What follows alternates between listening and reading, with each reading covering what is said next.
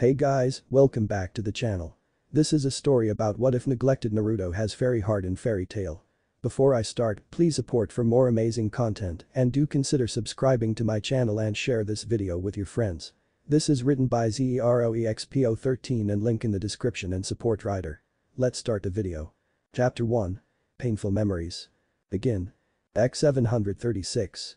Can you believe it, Maki-chan, I get to do my first SS class mission. Said a very excited was 6'1" and around the age of 20 and was quite handsome by how much attention he got from the female population. He wore a black shirt and black pants that were tucked inside his black boots. He was wearing his authentic white trench cloak with black flames highlighting the bottom. This was S-class mage, Naruto Uzumaki, or better known as the Yellow Flash or as the Demon King of Fairy Tail, depending if you're his ally or his foe. Stop calling me Maki-chan, brat. Said a short blonde man around the age of 40. This short man had his blonde hair in a gravity-defiant style. He wore a red suit with a black cape over it. This was Makarov Dreyer, S-class mage of Fairy Tail. Hey Maki-chan, you should stop yelling and relax or you'll have a heart attack, said Naruto with a smirk. It won't surprise me at your agoof. Naruto could not finish his sentence with a surprise punch from a giant. Sheesh, why did master tell me to join you on this mission? Said Makarov, returning to his former size. If you're as strong as everyone says, you wouldn't need my help. Said with a hint of jealousy. Well, cuz I'm so badass that Gramps wants others to see it up close. Naruto said with a confident smirk. Makarov just sighed as he gave a smile toward the always cocky Naruto. He was always annoyed and sometimes envious of the brat, but that brat was fun to be around. Unknown to them, a shy but beautiful woman was walking toward them. She had beautiful black hair that ran down her back, cerulean eyes that give the illusion of staring at the ocean. She wore a porcelain dress that went down to her knees but did not hide her curves. She was Emily Keys, A-class mage of Fairy Tail. Amen Naru-kun, Maki-kun, I came to see you both off. Said Emily in her timid tone. She walked toward them as she could not help but blush heavily when she saw Naruto's eyes on her. No, she couldn't choke on her words again, this time she will have to swallow away her fears. Makarov blushed deeply when he heard what she said. He was deeply in love with her since she first saw her 2 years ago, but he could never tell her how he felt. Even the fact that such a beautiful woman wouldn't want to go out with the aging short man really hurt his confidence. Come on Makarov, tell her, damn it. Makarov mentally berated himself. Makarov began before being cut off by Emily herself. Naruto, Emily said, unaware of the confession Makarov was going to tell her. Naruto could not finish what he said because a pair of soft lips connected with his, shocking Naruto and Makarov. When Emily finally parted lips with him, she embraced him. I'm sorry Naruto, but I just had to tell you how I feel. I've been in love with you since we first met. I love how caring you are. I love every time you smile. I love everything about you. I love you, Naruto Uzumaki. Said Emily with so much compassion that made his heart skip a beat. Emily, I don't understand what love is. I've been on my own for most of my life since I was still a kid, but when I see you I feel a warm feeling in my chest when I'm around you. I don't know if it's love, but I would like to explore my feelings when I return. Said Naruto as he returned her hug. If you let me. Of course. Emily yelled as she tightened her hold on Naruto. Makarov looked on with rage. Naruto did not just take the women he loved, but Master Purahito also will name Naruto as the third master when he returned. He couldn't understand why. This brat was taking everything away from him. I would love to see how it develops. Said with curiosity of feeling what love would feel like. Okay, Maki-chan, let's get going. We have to hurry so I can take Emily to the fanciest restaurant in Magnolia. Said with so much enthusiasm that got a giggle from the blushing Emily. Alright. Said a stoic Makarov. Huff Makarov, I need you to use your Titan magic to hold the demon down. Yelled Naruto completely serious. When Naruto and Makarov arrived on the location rumored to be the lair of one of Zerus' demon location. They quickly defeated it but got surprised when a mystery man dressed in a black cloak arrived. He did some type of magic that healed and gave a huge power up to the demon before he disappeared. Makarov didn't move. His mind was still clouded with the earlier events. He was still angry, so he made a hate-filled choice. He shot a blast of fire on Naruto's back, shocking Naruto. I'm sorry Naruto, but I deserve to be the third guild master and to be with Emily. Naruto became shocked by his reason. Makarov turned his back on him. I will tell them you died valiantly. Makarov took off knowing the demon will attack Naruto first. Makarov heard as continued to run. Makarov woke up hyperventilating. He had another nightmare about those events 48 years ago. After he returned he told them that Naruto died. The whole grieved his death, but none could compare to how Purahito or Emily took it.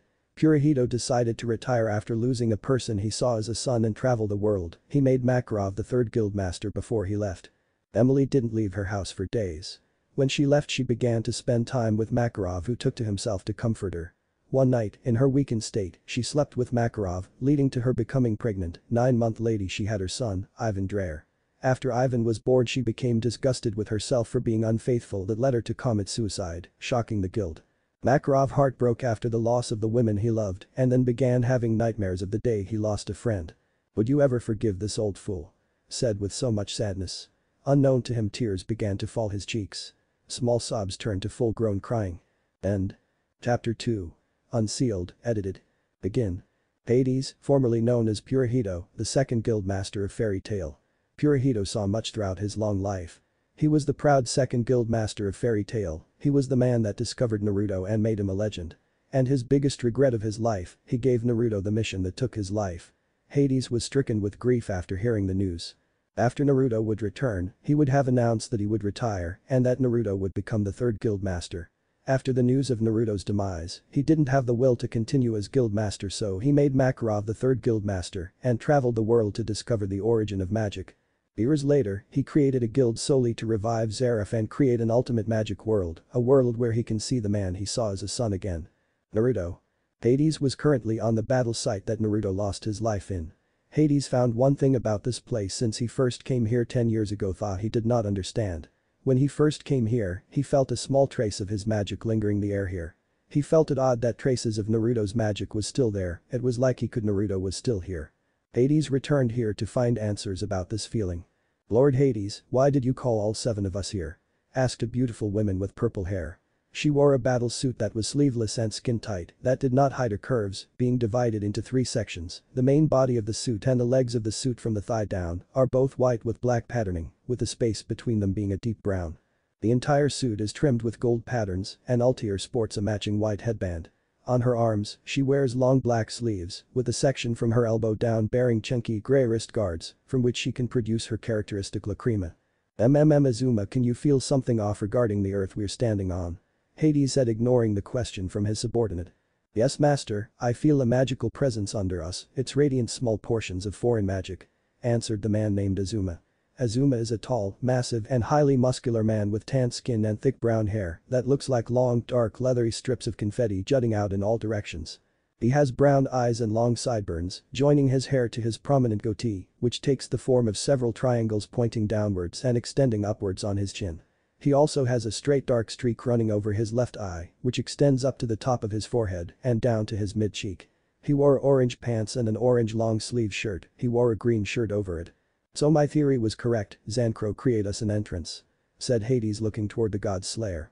Zancro has long and spiky blonde hair that reaches down to his lower back. He is usually depicted with a psychotic grin on his face as he shows his teeth. His red pupils consist of several concentric circles, which further enhances his crazed appearance. He wears a yellow and dark blue skirt-like armor with a red waist ribbon that exposes the right side of his chest, as well as his right shoulder, where his guild mark tattoo is located. Roger boss man. He used his god slayer magic to create a hole on the ground. Landing down they were surprised of what they saw, standing in front of them was a huge stone wrapped around in gold chains that confused many except for one. Hades walked forward and delicately touched the huge stone in front of him. "What is this Naruto, what did you seal within this stone?" asked Hades to no one. "Master, what do you want us to do?" asked a goat man.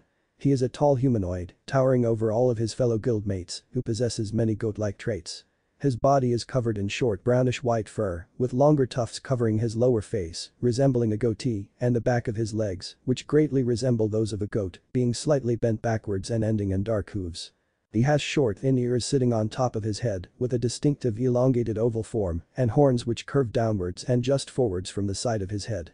From his lower back sprouts a mildly long tail ending in a dark tuft of fur, and his fingers sport long and dark nails. He wore a black suit. "I would like to see what my son have left as his legacy, Altair, I would like you to use your arc of time magic to age those chains. No matter how powerful my son was, all fall to the fate of time," Hades said. "Understood." Altair stepped forward and used her magic to rapidly age the chains, but to her surprise, the chains were more powerful than she thought. She put her hands on the chain to push more magic in. After a couple of minutes, she was successful in destroying the chains. The room was filled with blinding lights, and the next thing they heard was a thump, an eep and a small moan. "This pillow sure are soft," said a half-asleep blonde. Naruto's hand reaches up to feel what he's laying on, he squeezes the pillow getting a soft moan as response. Wow, this pillow has a cute moan, wait, since when can a pillow moan? Now fully awake, Naruto looks up, coming face to face with what he describes as an angel. Fuck, I just roped an angel, now I'm going to get kicked out of heaven, aren't I? Asked Naruto innocently, getting a huge blush from the woman he was on top of. Did he just call me an angel? Thought the blushing Altair. Then Naruto. Is that really you? Asked a shocked Hades. He could not believe the man he thought as his son was still alive. Oh hey old man. What are you doing here in heaven? I would have thought you'd go to hell with all that porn you had in your special cabinet.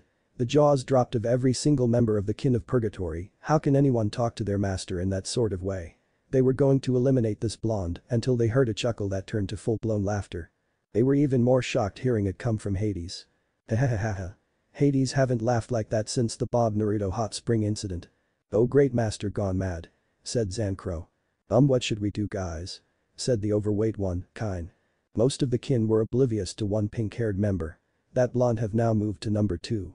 Merity was fuming that a man would grope her mother. Hey you old man, are you okay, and is that a goat inside a suit? Asked a baffled Naruto. Wow, heaven has it all. Naruto, you're not in heaven. Said Hades. That can't be old man, then explain the purple-haired angel. Retorted Naruto. Well, the angel you spoke of is my subordinate Altair, which you're still on top of. Naruto quickly got off and apologized for his actions. Which she forgave instantly, shocking most of the kin. Altair beat to an inch of my life when I accidentally touched her breast, thought Zancro, feeling a shiver down his spine when he recalled that event. And you're not dead, Naruto. Said with no hint of humor of it. Hades was curious of why Makarov said he was killed, why Naruto was sealed, and why couldn't defeat the demon they were hired to kill. Naruto, why did you seal yourself inside the stone? Hades finally asked what he was thinking. Naruto stopped joking around and became serious, radiating a portion of his power. This caused Rusterus, Kine and Merity to stiffen, Zancro smirk, Capricorn and Azuma to narrow their eyes, and a certain purple-haired mage feel hot inside her clothes. I can tell it's a portion of his power, yet it's enough to turn me on, Altair thought, licking her lips. Hell master, what did Makarov tell you? Naruto narrowed his eyes waiting for Hades' respond. He told us you died fighting the demon. This response caused Naruto to leak even more of his power. Master, Makarov shot me behind the back, weakening me before he left me to die. This shocked Hades. Before he left he taught them to walk the right path, and that guild was a family. How long has it been since I disappeared from this world? Asked Naruto. It's been 48 years since this world lost its yellow flash, responded Hades. Yes, the world may have lost its hero that people praise, the yellow flash. Naruto turned toward Hades, showing his blood-red slitted eyes. But it regained the villain my enemies feared, the Demon King. Chapter 3. Truth, re-edited. Begin. After his reunion with a man he considered a son, he invited him back to his airship so he can rest and tell him the complete truth of what happened on that mission. Hades rarely showed any emotion when in the presence of his subordinates, but he could not control the killer intent that he was radiating. The kin of purgatory were greatly affected by this aura. Kine and Merity were on their knees with complete fear showing in their faces. Rusterus was visibly trembling. Azuma was trying to withstand by keeping a straight face, but if you look closely, you can see his body trembling from the mere presence of such power. Even the arrogant Zancro and stoic Capricorn were feeling the effect of their master's rage. Zancro's usual cocky face was replaced with a terrified one, and Capricorn was taking it the best, but if you look closely you can see sweat dripping from his forehead. Altair's facial expression was different, instead of fear her face showed she was more surprised than afraid. Master never shown such reaction for anyone. Who are you, Naruto? Wondered Altair as she continued to fire slight glances at the blonde sitting across her. She was surprised that the blonde did not look affected by her master's killer intent or how he just finished 18 bowls of ramen. Wow old man, this ramen is amazing, give my regards to your chef. Naruto said as he began his 19th bowl. You still eat like your life depends on it and I'll give them your regards. Said Hades before becoming completely serious. Now Naruto, you're going to tell me the complete truth, I would appreciate that you leave no details out. Hades said as he looked Naruto sternly. Naruto stopped eating his bowl of ramen and looked Hades with as much seriousness. Before I tell you about everything, I need you to answer some questions as well. Alright then, ask me what you want to know. Naruto looked at Hades before looking toward the floor. First, did Makarov become the third guild master of Fairy Tail? This got a nod from Hades. I see, well if you don't mind answering, where is Emily? Naruto asked with what looked like pleading eyes. Emily? The shy wind mage from our time in Fairy Tail. Naruto nodded. Well, my reports tell me that she and Makarov had a child before she took her own life. This received a negative response. Naruto released his own killer intent, shocking those who were there. This killer intent was as strong as their master, if not stronger. They were now completely afraid of the blonde standing in front of them, well, everyone except a certain purple-haired mage who was feeling very turned on by the blonde in front of her. Wow. What power, his power rivals our master. Damn, I just want to jump him right now, thought Altier while licking her lips. So that bastard took her away from me as well. First my dream of becoming Fairy Tail's guildmaster, but also the girl I was beginning to fall in love with. Naruto kept his eyes on the floor. I looked up to you, Makarov. You were my idol, I wanted to be just like you. You were the one who taught me the fairy tale way, you told me if I fight for my precious people I would be strong. I listened to you and became strong with your ideals. Then you just turned your back on me when I needed you, out of jealousy. Naruto let even more killer intent, causing the airship to shake. He stopped when he felt a hand on his shoulder. My son, I need you to calm down. I understand how you feel, but you just can't let your rage fuel you, I thought I taught you better than that. Hades scolded Naruto. He was inwardly fuming that Makarov turned his back on someone who looked up to him that much. Right, sorry about that, master. Naruto calmed down to everybody's relief. So master, do you still want to know what happened during my mission? Hades nodded, wanting to know what transpired 48 years ago. Well, after Makarov blasted me and left me. RHH. The demon roared as he began to charge a magic blast from his mouth. Naruto looked on with little care of his own well-being. He was betrayed by the man he considered a father and didn't care if he died. He stood up from the rubble and waited for the demon's strike. Ah! The demon roared a blast of black magic toward the helpless blonde. Naruto closed his eyes awaiting his fate. But out of instinct he pulled an odd-shaped kunai with a seal written on it and threw it toward the side. Using his teleportation magic, he narrowly escaped the demon's blast. Why did I move? I don't really want to live, so why? The demon vertically swiped his giant claws, which Naruto jumped back, avoiding another fatal attack from demon. Naruto did not understand why, but his body moved on its own. The demon continued a relentless assault toward the blonde, which he kept dodging. Stay still, damn it. Why does my body keep moving on its own? I don't want to live, so just stand still. Naruto thought until he saw something. The images of his friends from Fairy Tail came up. Bob, Rob, Perusuka, Hajime, and even Makarov, even though he hurt him. Then he saw the beautiful face of Emily. Then he realizes he still has so much to live for. I can't die yet. I got people waiting for me back home, I got to home and take Emily on her date, I need to show Rob who's the strongest of all of us, I need to go back and kick Makarov baka ass. The demon went for one final swipe to finish, but a dark grey claw made of magic stopped the demon from attacking. Equip. Demon King Armor. A wave of magic erupted from where Naruto once stood. It radiated so much malice that the air felt heavy. When the energy receded back toward Naruto, he stood there radiating power. Instead of his usual set of attire, Naruto was wearing a set of black and a dark grey armor. He wore a black chest plate with a red gem lodged in the middle, with dark silver fur coming from the shoulder plate. One arm looked to be built deformed compared to the other, it was demon-like and looked like human flesh. The pitch black cape connected to the armor with the kanji written in white. Demon King. He wore black trousers tucked inside his dark grey plated boots. He wore black armor plates on his waist designed for flexibility. His most unique trait was the black and grey mask reaching the bridge of his nose. On the top of his forehead he wore a black jeweled crown. Overall he had the appearance of a warrior king. I honor you with my Demon King armor, none have lived to tell the tale of its immense power. Naruto said with a tone that struck fear to many.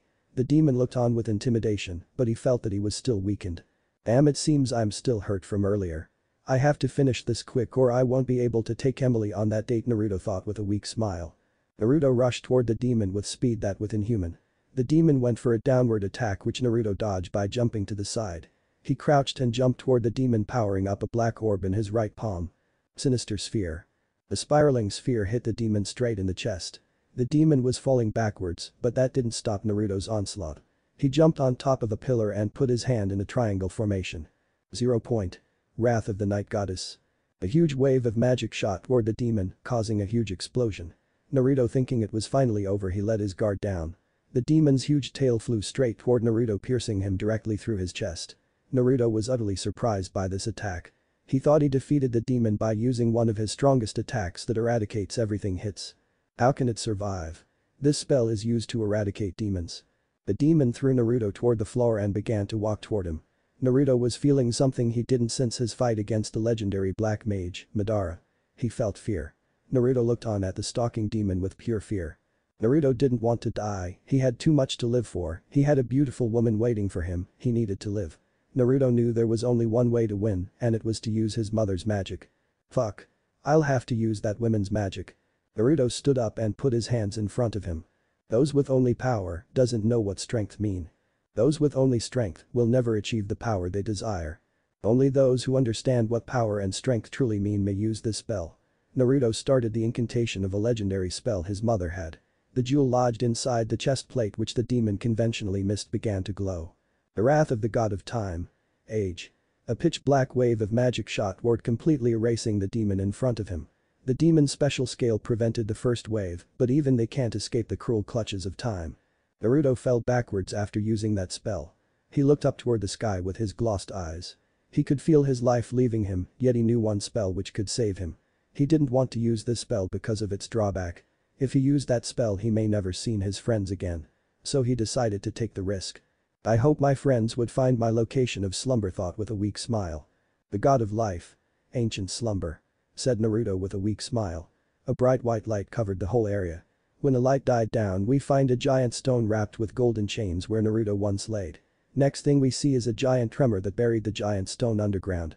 And that's what happened. Naruto explained to the ones who were present. Hades was shocked that the demon was able to withstand the goddess of the night's magic. Hades seen the spell firsthand and knew it was extremely powerful. Haha, my boy, you used your mother's magic, huh? This caused Naruto to blush heavily. Naruto hated using his mother's true god magic, but he had no choice. Shut up, old man. So what are you going to do now? Asked Hades. Are you going to return to Fairy Tail and confront Makarov? I don't know, I really don't want to see him after what he did. Said Naruto. I don't know what to do now. Naruto put his hands on his head. Why don't you join Grimwar Heart? Naruto looked up at Hades. I would be honored if you would join my guild, my boy. Hades said with a smile. End. Chapter 4. Naruto's decision. So would you like to join Grimwar Heart, Naruto? Naruto was in inner turmoil right now. Naruto never really asked his former master what he did after leaving Fairy Tail, but he could tell by how they wore dressing. Honestly, why does every dark guild have to wear mostly dark colors? Master, is this a dark guild? Asked a question that he already knew. Naruto just wanted to hear it from him. During Naruto's past life, he witnessed what dark guilds did and the cruel crimes they did. He had nightmares when he arrived at a dark guild sex slave auction. Well, that's what the Magic Council label us. Hades said with a small smile. I understand your quarrel with dark guilds, but you can say ours is different. Said Hades before Naruto yelled at him. In what way, master? Well, I can begin that we don't do those disgusting acts that plagued your mind. Naruto knew what he meant by that. When he returned from Dark Guild extermination missions, he told Hades everything that transpired during some of those missions. How women were chained naked and suffer from malnutrition. They had bruises all around their bodies, mostly on their necks and between their legs. Hades was the first to comfort Naruto and gave shoulder for Naruto to cry on. Naruto, the only difference between other dark guilds and us is that we're not just common thugs, Naruto, we're trying to accomplish our goals, Naruto. What do you mean? Naruto looked up with tears threatening to fall. Those missions were the ones that made him see that the world was not just black and white. He still wore a smile around the guilt, but his enemies saw a different persona, one who was completely ruthless, the Demon King. Well, you see my boy, Altair over there. Hades pointed to the purple-haired mage who has yet to say a word. Her goal is to see her mother one more time. Her mother abandoned her. This made him to hastily look toward her. She quickly avoided eye contact with him and looked away. Azuma goal is to fight worthy opponents, Zancro is to become the strongest, Rusterus is to make a world of dreams, Merity is to help Altair with her dream, and kind Hades paused, causing all in the room to him. I don't know. This caused all in the room to face fault. Master. My goal to find true love. This caused all to jaws drop, surprisingly Hades as well. Just kidding. This caused all to face fault again. Ein started rolling on the floor laughing. Zancro had enough of this and punched him with a black flamed fist. You're annoying, fatty. Kain flew and hit a wall. Hades then looked at Naruto and asked. What's your dream, Naruto? Is it revenge? Hades looked at Naruto with complete focus. Naruto looked away, unable to look Hades in the eyes. I really don't what I want. If I follow that path of hate, I would be going against yours and Sensei's ideals you taught me. But I also can't just forgive Makarov for taking my life away from me. I don't know what I want. Naruto, do you want to know what my goal, my dream was? This caught everyone's attention. All the kin got from him was to see an ultimate magic world, but never knew why, and the way he said his dream with what looked like compassion intrigued all, even the normally stoic Capricorn.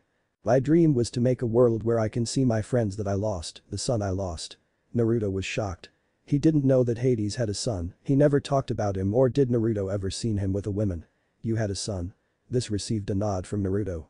Yes my boy, he was a smart but acted like a complete knucklehead sometimes, but even though he acted like a complete fool around the guild, he was the most caring person I ever met, he looked for the good of everyone. Hades said with a huge smile, surprising those that knew him.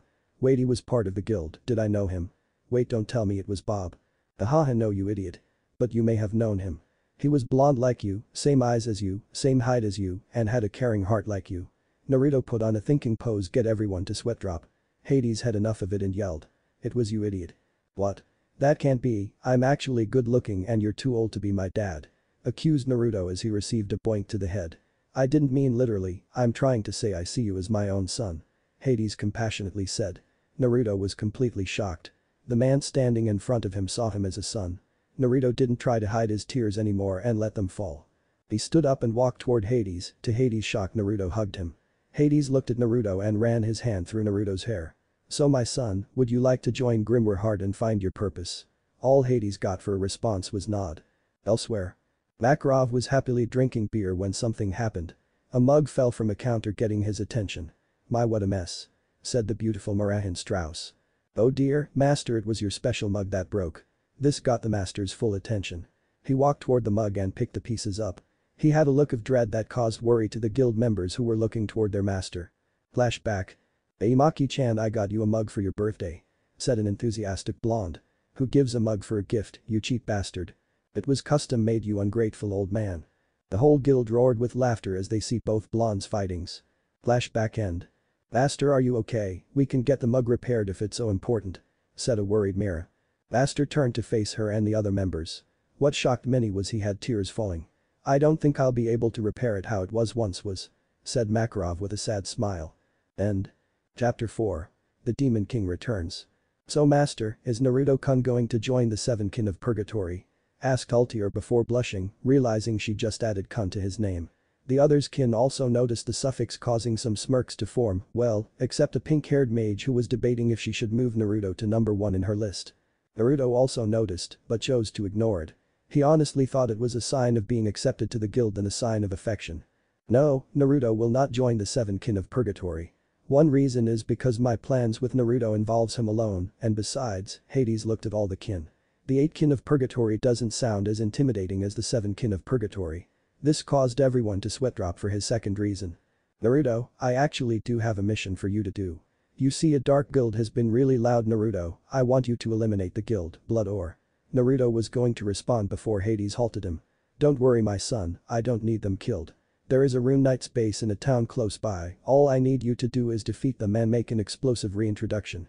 Naruto smirked when he heard this. He was never able to do things quietly, not many knew this, but Fairy Tail's destructive behavior started with him. Naruto couldn't help it, taking a simple delivery mission most of the time ended with him fighting a whole Dark Guild or S-class mage. Hades said he had the worst luck in missions. So you won't get mad if I blow up a whole forest, make a new crater, or set a river on fire? Asked Naruto as he received saucer-sized eyes from the 7 kin. You set a river on fire, how is that even possible? Yelled Zankro.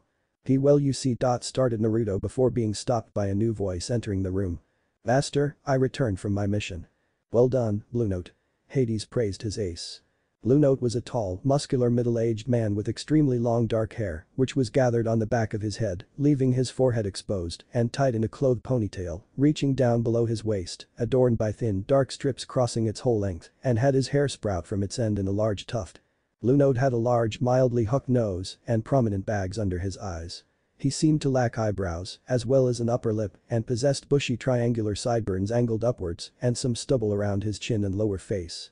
On the back of his left wrist was a dark tattoo with an open rhomboidal shape, resembling a large arrow bent in 2 angles to point towards its back. Blue Note wore a light-colored, sleeveless cloth, reaching down to his knees both on the front and, larger, on the back, which was open on the sides, but held closed around the waist by a light sash.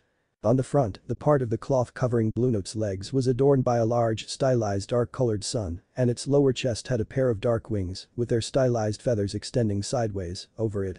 The cloth's edges were decorated by 4 stripes, with the dark 2 being the central ones, and the other, light-colored ones flanking them on both sides. Below such cloth, Blue Note wore a dark-colored shirt with a high, round collar adorned on the front by a small metal plate, with its shape resembling a rounded cap-sized pyramid, and sleeves reaching down below his elbows.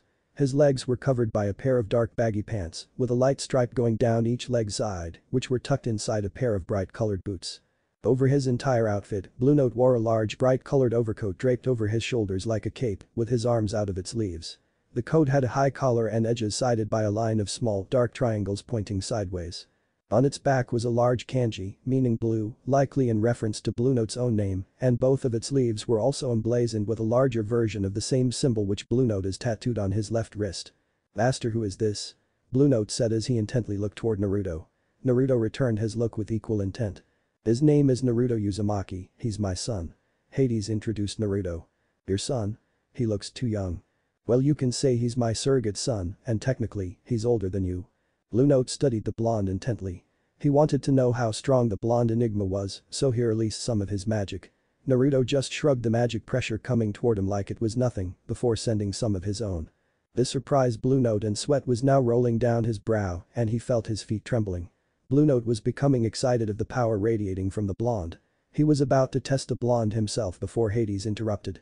"Enough." Hades yelled to the relief of those present. Most were either on their knees, fear present on their faces. "Naruto, being in a hibernated state must have dampened your skill set, so I was going to test you myself." Hades then turned toward Blue Note. "But since you're here, how would you like to be the one to test him?" Blue Note smirked when he heard he would be able to fight the blonde. "I'll fight the blonde, I want to see how high he can fly."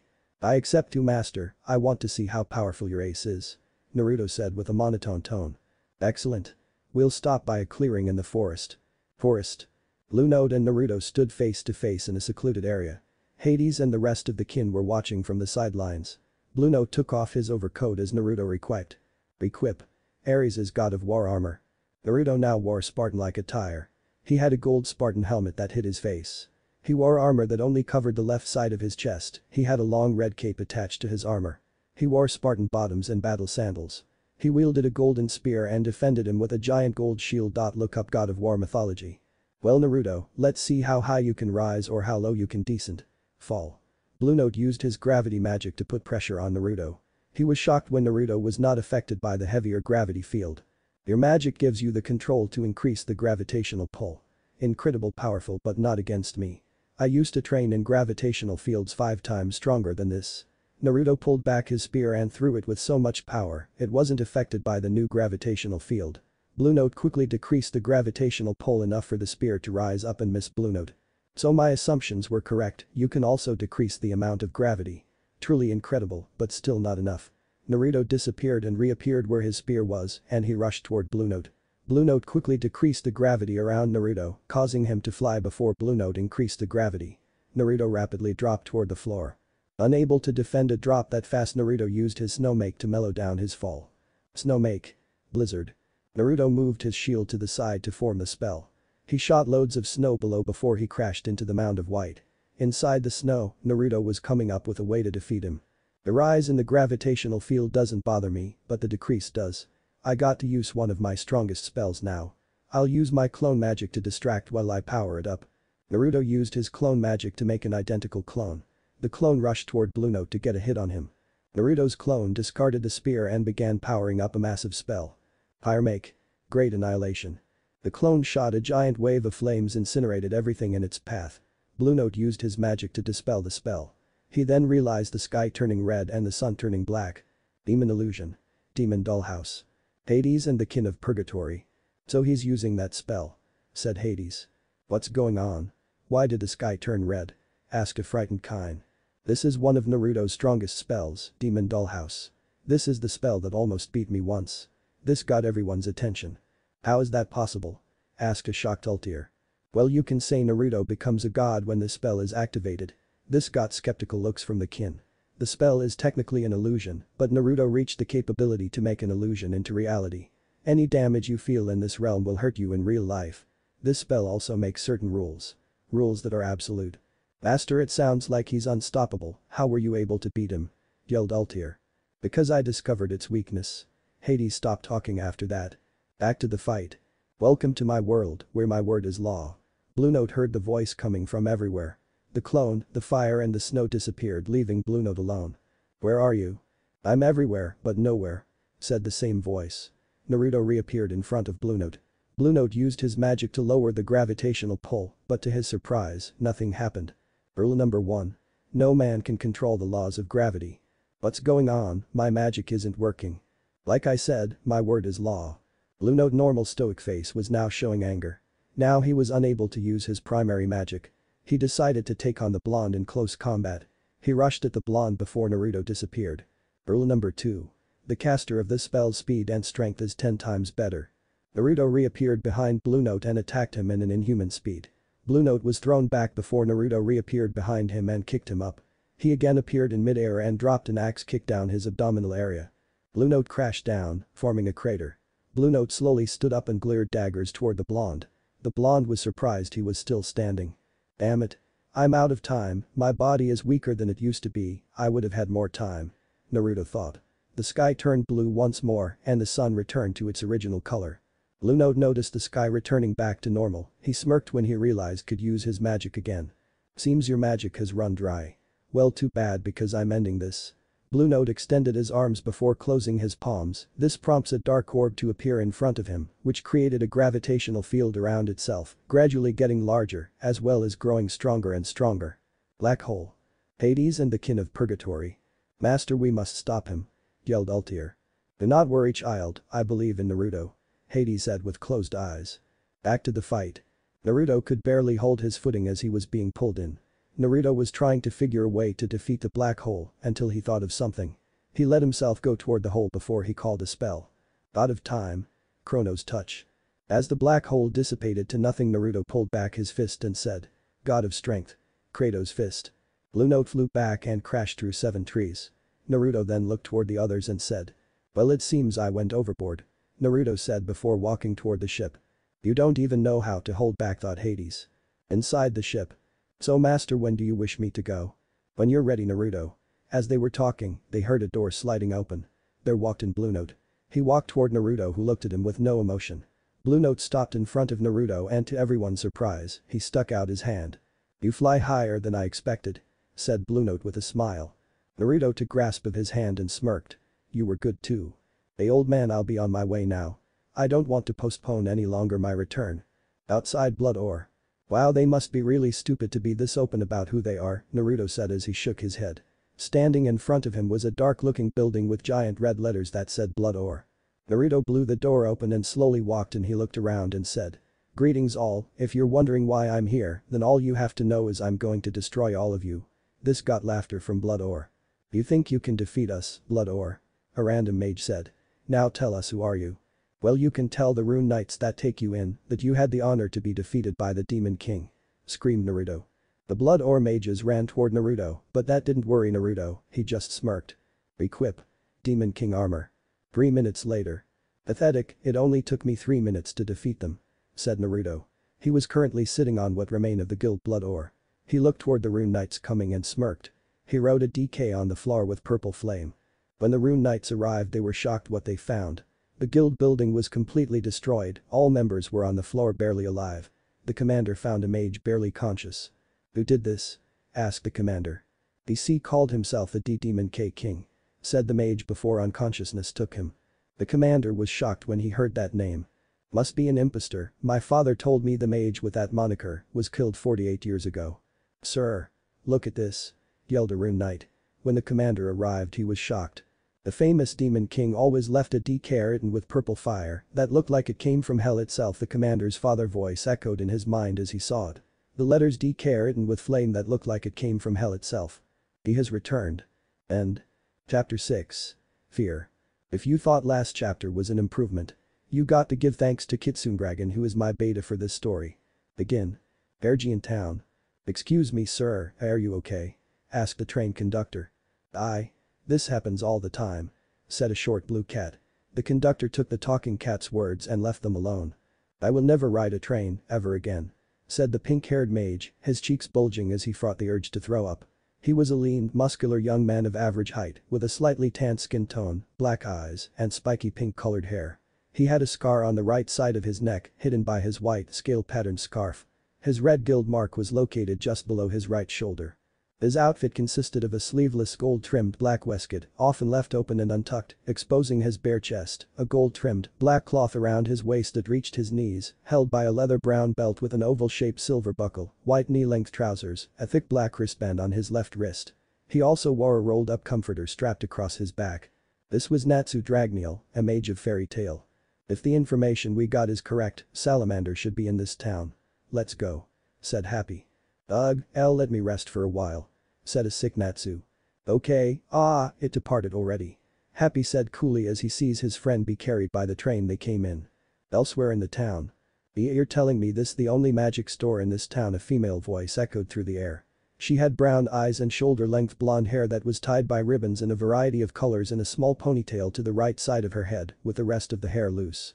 She wore a white and blue top and a blue short skirt reaching her thigh.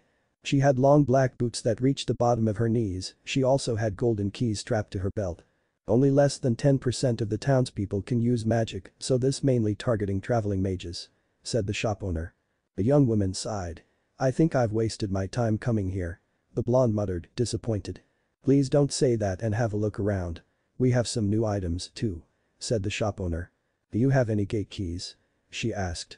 Yes, we have the gate of the dog key, it's 20,000 jewels. Before Lucy can resort, she heard the door opening and blushed when she saw the man who walked in.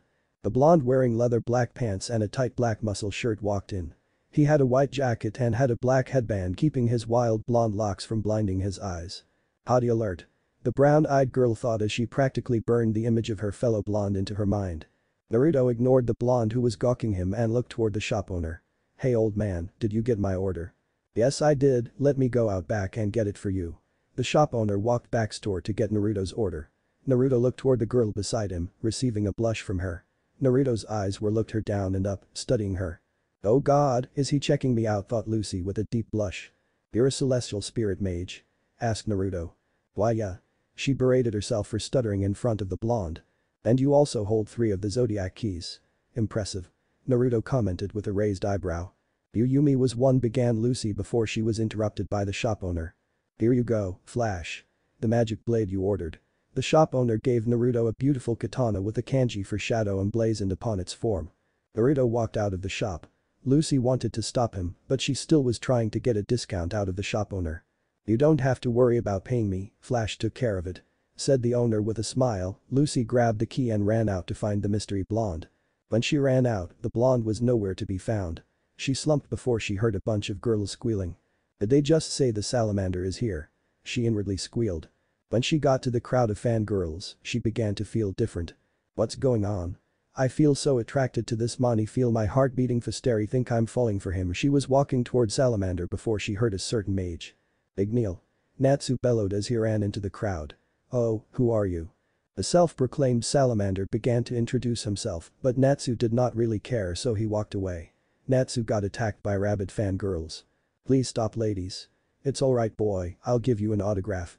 Salamander began. No thanks, I don't want your autograph. The son of Igneal waved off the fire mage. He then received another beating from the fangirls. Salamander then announced his yacht party before using his fire to fly away. Lucy walked toward the beaten Natsu after the fangirls dispersed. Hey, thank you for saving me. The creep used band charm magic to get the attention of those girls and I. He doesn't realize charm magic's weakness is awareness. Said Lucy. Let me buy you guys lunch. As they walked off toward a restaurant, they didn't notice a certain blonde spying on them from the roof. I knew that man was a fake. His power was a fraction of yours, salamander of fairy tale, thought Naruto. Hours later. Naruto was amazed.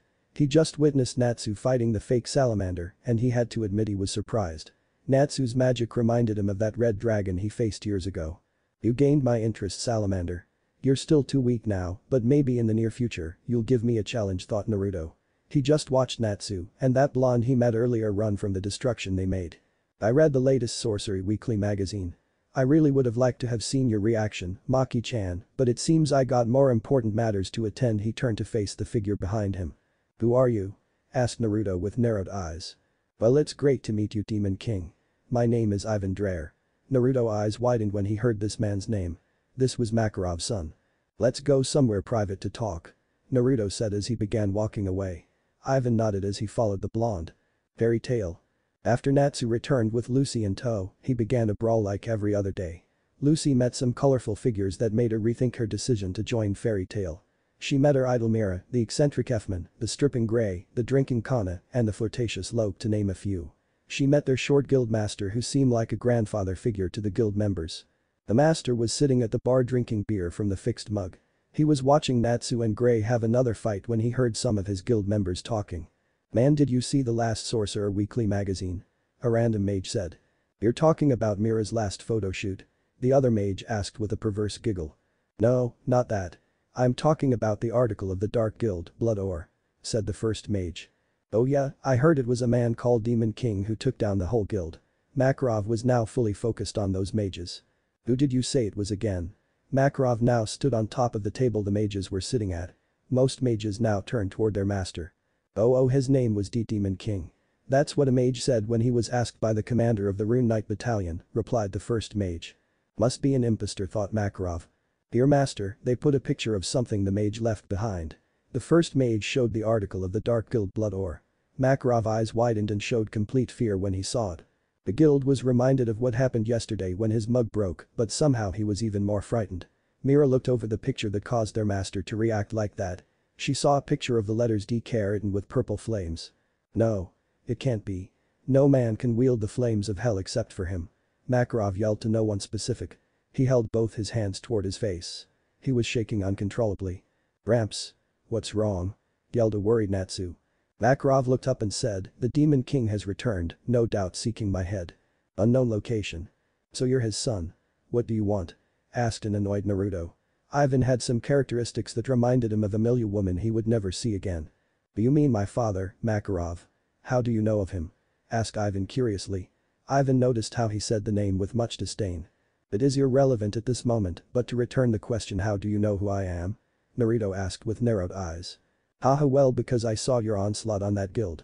My question is, why imitate the legendary Demon King?" Naruto began to laugh when heard this. Naruto couldn't believe that Ivan didn't recognize him. "Tell me, Ivan, by the information I gained of you, I know you're an ex-member of Fairy Tail. Is there no information of the Demon King?" Naruto showed no emotion on the outside, but he was inwardly furious. "Not much, just of his accomplishments and how he died." "Oh, I see. Tell me, did anyone witness his death?" asked Naruto. "Just my father. Why?" "I just have to say your father has lied to you." Ivan's eyes widened in shock before they narrowed, curiosity replacing his surprise. "And what proof do you have that my father has been untruthful to me and you're the Demon King?" asked Ivan. "Well, I can tell you about your mother, Emily, or I can tell you what really happened on that mission," Naruto said. Ivan was shocked when he heard the name of his estranged mother. Naruto began to tell him what really happened during the mission and how his father left him to die. Ivan was surprised of his father's hypocrisy. His father excommunicated him for crimes against the guild, yet he becomes guild master for a crime within that caliber. "By your facial expression, it looks you're beginning to doubt your father," Naruto said with a smirk before glaring at the black-haired Dreyer. "Enough with these unnecessary pleasantries, let us talk business. Why did you seek me?" "Well, I just wanted to meet Grimier Heart's newest member and test him myself." "I recently joined Grimier Heart, how did you know I joined?" Naruto asked, narrowing his eyes. "Don't have to be on guard. One of my mages was investigating a ruin near your sealed location when he saw Grimier Heart's airship land close by. He followed them and saw you coming out of a giant hole with Hades and his kin of purgatory. He told me of the power you were radiating," said Ivan. "So I got interested in the information." Ivan grinned slightly when he noticed Naruto's fists clench. Now. No need for violence. I just came here to talk to you. I'll take my leave now, but be warned, don't accept fruit from a snake," Ivan said as he dissipated to paper and flew away. What did he mean by that? End. Chapter 7. Eisenwald. It's been 2 weeks since Makarov's breakdown. After the breakdown, the guild took him to his room so he could rest. It took a week for him to be back to normal, well to the guild. Makarov put up face so he wouldn't worry the guild, but inwardly he was completely frightened of the possible return of Naruto. How can he return? Naruto was too weak to have beaten that demon, thought Makarov. "Master, are you alright? You look distracted," said a worried Mirahin. "Oh yes, I'm fine, Mira-chan," Makarov said with a smile. "Oh okay, I just came to remind you that you're supposed to go to the annual guild meeting," Mira said with a bright smile. "Okay, thank you, Mira-chan, I'll be off then." Makarov headed out of the guild. "I can ask Bob and Goldmine if the Demon King return rumors are real." Rumor Heart. "Master, I have returned from personal errand. I re-established my spy network. Naruto said as he sat in front of Hades. Wonderful news. The knowledge that the legendary sage Jiraiya bestowed on you of setting a spy network will benefit us greatly. Hades couldn't help but praise the blonde in front of him. Hades did have Altair in the council's rank, but Naruto's spy network was legendary in its day. He had eyes and ears everywhere. Dark Guild's activities were an all-time low when his spy network was active. Master, I met Makarov's son in my travel. Naruto said as it got Hades' attention. Really? What did he want? Hades asked. He told me he was involved in Blood Or's actions. He instigated them to oppose us. Naruto reported. But why would he need to do that for? Hades asked, confused of Ivan's reason for instigating Blood Or's actions. He wanted to test me. He had a mage who saw us coming out of my resting place. Naruto said coolly. Is that so? I think we should eliminate him and his guild. No, he may be of use in the near future. Naruto said. You find him of use? Very well, he'll live, for now. Hades said as he began looking through his desk for a file. Actually, master, there is one more thing, a dark guild named Eisenwald, rumored to come in contact with one of Zeref's artifacts. I ask for permission to go investigate these rumors. Permission granted. Hades said. Naruto stood up and walked out of Hades' office. Once he was out, he came face to face with none other than Altair. Do you need something, Angel-chan? Naruto asked innocently. Would you stop calling me that? Altair screamed. Anyway, I came to ask you something, it's about that true god magic. Altair noticed Naruto flinch before becoming stoic again. Why do you care about that magic? Naruto said coldly. First, I would like to know, why do you hate that power? It's incredible. Altair praised. Naruto let his hair shadow his eyes. Because it's her magic. Naruto said her with so much malice. Altair took a step back when he heard his tone. Who's her? My mother. With that, Naruto walked away from Altair. She was shocked when she saw his eyes. His eyes are the same as mine. Train. Stupid jerk of a master, instead of transporting me there, he transported me to a train station. Muttered annoyed Naruto. He had been sitting on the train for half an hour now, he was suffering from boredom. He was wearing a black cloak to hide his identity. Subored, groaned Naruto. Then in the section across from him, sat a group of mages. There sat Salamander, the talking cat, a black-haired mage, and the blonde he met in Harjan Town. What caught his interest the most was the Redeed. She was a beautiful mage who wore a chestplate. Naruto wasn't captivated by her beauty but her red hair. She just knocked Salamander out cold. It reminds me of her hair, Naruto thought, unintentionally leaking some of his magic, getting the attention of the fairy tale group. Urza narrowed her eyes at the cloaked mage. She was going to say something, but she noticed something on his left hand. The fairy tale guild mark. Urza stood up and pointed a broadsword she equipped from her pocket dimension. Who are you, impostor? Oh, so it seems you saw my former guild mark, you know I should really burn it off. Naruto said without care. You lie, I never seen you around the guild. Said Gray. What if I tell you I was a member before your time? Said Naruto. Enough, impostor. You will pay for your acts against my guild. Urza swung her blade toward Naruto and to their surprise disappeared. Wow, Red-chan, you could have really hurt me there. Naruto said as he looked over her shoulders behind her. He began to slowly stroke her hair, getting a blush from her. You know, Red-chan sounds wrong. How about Scarlet-chan? Urza turned around and swung her sword in a horizontal fashion, again she hit nothing. So can we finally talk, Scarlet-chan? Or do you still want to play? Said Naruto as he sat next to Lucy with his arm over her shoulders. Lucy blushed heavily because of the close physical interaction with a mysterious man. I'll just keep it as simple as possible, I was a member of Fairy Tail, but I'm not anymore. Said Naruto as he returned to his seat. Urza cooled down, but she kept glaring at Naruto. What is your name? Asked Urza. My name? Well, I can't give you my name yet, but I can tell you a moniker I earned years ago. Naruto said. So what do we call you then? Asked an annoyed Gray. You may call me Flash if you like. Said Naruto with a smirk. Wait, aren't you that hottie from Harjan Town? Lucy said before she covered her mouth with her hands. I guess you can say I was that hottie from Harjan. Naruto said with a smirk. So why did you leave Fairy Tail? It's like a big family, why would you like to leave that? Said an enthusiastic Happy. Ha ha ha ha, family, ha ha ha. Naruto began to hysterically laugh. What's so funny? Asked Urza dangerously.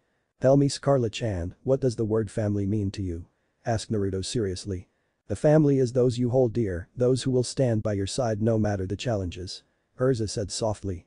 Oh really? So tell me, if your brother leaves you for dead out of jealousy, would you still consider him family? This caused Urza to widen her eyes. If he took your dreams, your love and your life, would you still consider them family? Don't. Urza didn't know what to say, she was at loss of words. She couldn't believe that someone in Fairy Tail would do something like that. So anyway, let's stop talking about me. Naruto said, trying to lighten the mood. So by the looks of things, you guys are on a mission. Yeah. Urza said weakly. She couldn't believe that someone in her guild would do that. We're after the guild Eisenwald. This caught Naruto's attention. Haha, what a coincidence, I'm after them too. Naruto said. Why are you looking for Eisenwald? Asked Urza. I heard a rumor that Eisenwald may have possession of an ancient artifact that can bring the death to millions. Naruto said coldly. Yes, I heard the same. Flash, would you like to join us? Asked Urza. She didn't get much information of the blonde, but she knew he had some skill. His speed impressed her. Alright, I'll join your group. I would like to see how strong this generation of fairy tale mages are. Naruto said with a small smile. Well, since you're joining our group, we should be allowed to see your face, Flash. Said Gray. You're right. Naruto pulled down his hood. When Urza saw his face, she could not help but blush. Why am I blushing? Yes, he's handsome and strong, but ugh. Well, we should get to know each other. Chemistry among us equal better performances as a team. Naruto said with a charming smile. I agree, so how should we start? Asked Urza. Well, how about likes, dislikes, magic abilities and your dreams? I'll even start. I like Raymond, those I hold dear, and fighting. I dislike those who pick on the weak, rapists and too specific people. I use many types of magic, but my favorite to use is wind magic, requip and lightning magic. My dream was to start a family and become guild master for Fairy Tail, but my dreams have changed. I now have no dreams or goals. I am now a blank space. I'm nothing. Naruto said with no emotion before he changed back to his smiling self. So who's next? Well, I like strawberry cheesecake, my guild and my armor. I dislike those who think women are weaker than males, rapists and murderers. I use requip to equip into specific armors, and I'm proficient in swordsmanship. My dream is true freedom. Urza muttered the last part. Naruto really became interested, but he left as it is. Well, I don't really like much, I dunno my friends, I guess. Well, I dislike those who have sticks up their ass, Natsu and hot days. My magic is ice make. My dream it's to live up to my teacher's name. Gray said with a smile. Naruto looked proud at Gray, he also strived to live up to Jiraiya's name. Oh well, my likes I guess fashion, my friends and my gate keys. I dislike rapists, murderers and a certain man. My dream is to become really strong and probably start a family. Lucy said with a blush as he took small glances toward Naruto. Well, since Salamander can't talk right now, we're down with introductions. Wait. You forgot about me. Argued Happy. Well, go ahead, cat. Said Naruto to the cat's ire. I like big fish, small fish and rare fish. I dislike catfish, dogs and those who are mean to cats. My dream is to help Natsu find Igneel. Happy said, causing those around him to sweat drop. You know catfish has nothing to do with cats, right? Naruto said. Oh, I didn't know. Happy said with a tear falling down his left cheek. Well, now that we have introduced each other, let's form a plan. Naruto said. Ashibana Town. After they formed a plan on taking Eisenwald, they got off at Ashibana Town. Well, this is the place Eisenwald said to be located. Urza stated. Guys, where's Salamander? Naruto asked sheepishly. Everyone stood still for a couple seconds before they all shouted in unison. We left him in the train. Magic-powered vehicle. You know, Urza, I can drive the vehicle, I got plenty of magic to spare. Naruto said from the roof of the car. Urza glanced at him for a second before turning back toward the road. No, it's fine, I'll do it. Urza said, receiving a grunt as an acknowledgement. Stubborn bitch, Naruto muttered. What was that? Urza asked dangerously. Oh, I said Snubhorn bitch, you know the singer he. Naruto said sheepishly. Oh, I never heard of her. Before Naruto can respond, Natsu flew out of the train's window and crashed into Gray. Urza quickly braked the magic vehicle. When everyone got off, they walked toward the down Natsu and Gray. Gee, you both aren't looking so good. Naruto said. Gray quickly stood up and punched Naruto right on his chin, and to their surprise he hit him. Naruto laid there in a fake slumber. What do you think, jackass? I was hit by Pinky's hard empty head. Natsu stood up and glared at Gray. Screw you, ice pop. Outer puff. Snow cone. Urza didn't want to deal with them right now, so she grabbed both of their heads and smashed together. Flash, are you okay? Right when she asked, a small sheet of paper appeared in midair. She grabbed the paper and read out loud. Only a kiss will awaken the sleeping prince. She repeated.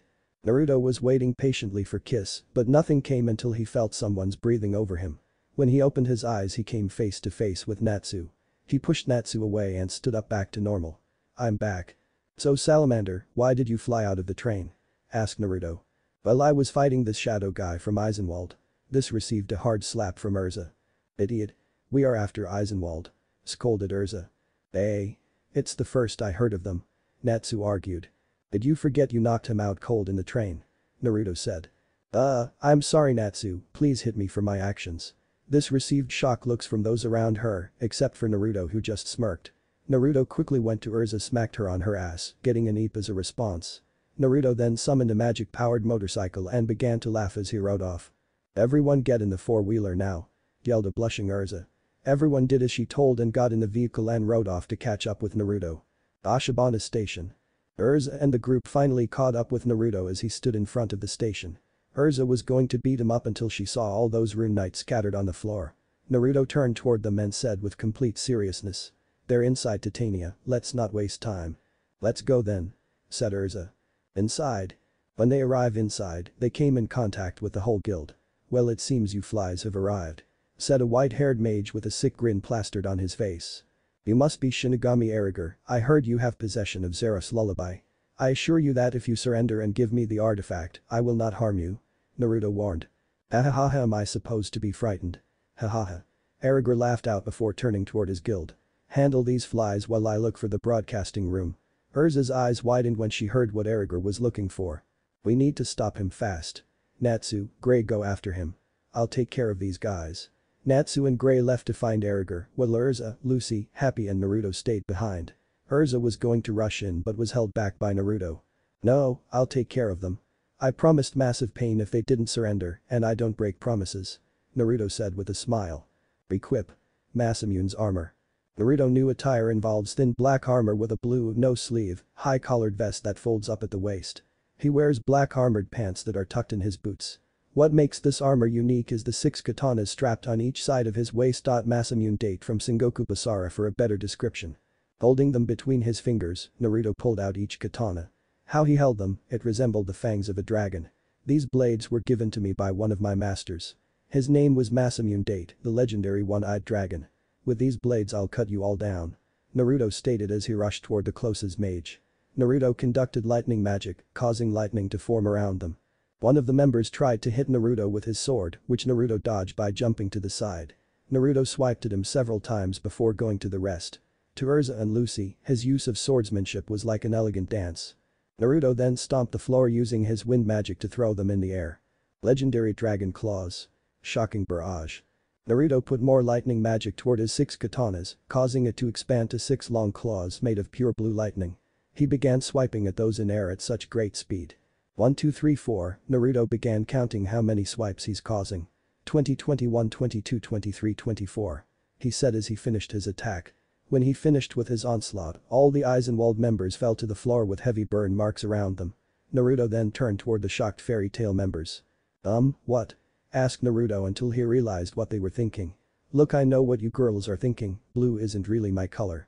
Naruto said as he scratched the back of his head. Urza went up to him and slapped him behind his head.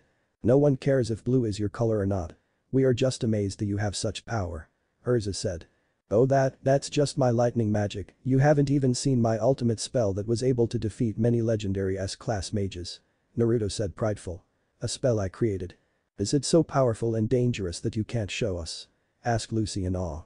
I can show but be warned. Naruto said coldly. Naruto took a step back and prepared his spell. Transformation magic.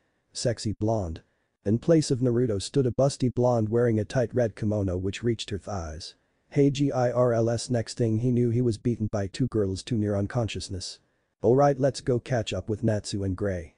Said Urza as she began running toward their location. She stopped momentarily and glared toward the down Naruto. Catch up if you can, pervert. Then she ran off. Lucy took a momentary glance at Naruto and ran off with Happy behind her. Why does my spell work on guys, yet it somehow powers up most girls, thought the down Naruto. Outside the station. Once Naruto recovered from his beating he caught with the group. He found out that Eriger formed a giant wind wall surrounding the building and plans to kill the guild masters. How are we going to get out of here? Asked Lucy. Naruto walked toward the wind wall and reached toward it but was interrupted by Urza. Stop, Flash. You're going to hurt yourself. She was shocked when Naruto put his arm through the wall and pulled it back, with no wounds on his arm. How are you not hurt? Asked Urza. I have fully mastered the element of wind. No wind-based magic can harm me. Naruto said. So that mean you can stop Eriger? Yelled Natsu. Are you sure? In a couple of minutes I can drop the spell. Said Naruto. We don't have time, Naruto. Go save the guild masters. Naruto just nodded and ran through the wind wall and went to chase Erigor. Erigor's location. Well, it seems a fly has caught up with me. Erigor turned around and came face to face with Naruto. So what is your name, Fly? Equip. Demon King armor. You can call me the Demon King. Naruto said with a twisted smirk. What am I supposed to be afraid? Haha, you still look like a fly to me. Erigor shot a concentrated blast of wind toward Naruto, who just stood there with no attempts to dodge. To Erigor's surprise, the wind disappeared before reaching him. Wind-based magic has no effect against me. Naruto said coolly. Are you taunting me, Fly? Well, here's my strongest spell. Storm Mail. The speed of the wind increased around Erigor, causing the wind to be used as armor. Now cower to my ultimate spell, Amarabarum. Erigor shot concentrated wind blades toward Naruto. All Naruto did was smirk. Wind magic. 0 point. Naruto slashed Erigor's attack with just his index finger. Erigor was now completely frightened. Now that you're done, how about I show you why I'm called Demon King? Naruto said as he used an advanced wind spell to cancel Erigor's magic. Purple flames rose from the floor, sealing any way of escape. The purple flames blocked the view of those outside the flames. All that was heard was the agonizing screams and pleads for death from Erigor. 10 minutes later. The group arrived after they escaped with help from Lucy's new celestial spirit, Virgo. What they found was shocking. Naruto was sitting next to an unconscious Erigor. If they looked more carefully, they would see the tear stains and shaking coming from Erigor. Man, took you guys long enough, said an irritated Naruto. He was known to be impatient in his days. Hey, what the hell? You weren't supposed to beat him, just keep him company until I arrived, yelled Natsu. I'm sorry, Sakura-chan, Naruto said as he bowed in front of Natsu. What the ugh? Natsu couldn't finish as he was punched in the stomach. Ninja lesson number 386, never yell at someone unless it's your husband. Naruto lectured the down Natsu. That doesn't make sense, yelled Natsu. As they were arguing, they didn't notice Kageyama grab Lullaby. He then took off with the four-wheelers borrowed. He's getting away, yelled Lucy. Naruto summoned his motorcycle again and looked at the group. I only have space for Urza and Lucy, sorry guys. Wait, what? Why only them? Yelled Gray and Natsu in unison. Dragon rule number 69. Girls take priority, Naruto said with a perverse giggle. We don't have time for arguing. Lucy, get on. Flash, how are we both going to fit? Well, one sits behind me and the other in front of me. Naruto perversely giggled as he tapped his lap. Last thing he knew, Urza pushed him off and took off with Lucy and Happy. Well planned too, I guess. Naruto summoned a magic-powered board and transferred some of his wind magic to take off. Well, you guys better run if you want to catch up, hahaha, Naruto said as he took off. Clover Town. Urza, Lucy, Happy, a hooded Naruto and two exhausted mages arrived to see Kageyama about to play a song for Makarov. Naruto scowled when he saw Makarov but kept his emotion under control. The fairy tale group was going to interfere but were stopped by Blue Pegasus Master Bob. Shush, this is getting good. Bob then turned his attention to the cloak Naruto.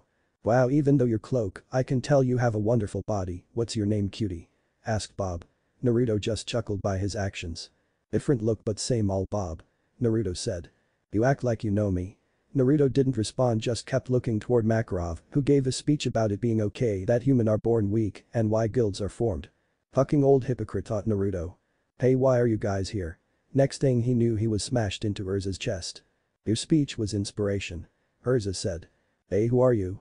Makarov asked as he looked toward Naruto. Naruto was going to say something but was interrupted by a demonic presence. Weaklings. Lullaby roared.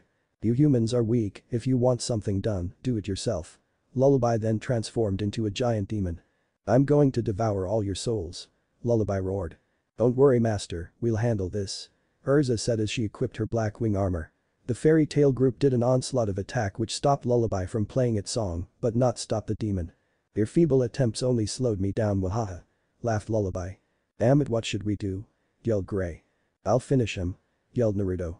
Naruto turned toward Makarov, Bob and Goldmine. You wanted to know who I am? Maybe this will answer your question. Naruto then turned toward Lullaby, who was going to attack Naruto. Equip. Demon King armor. They were completely shocked, it was like they were seeing a ghost.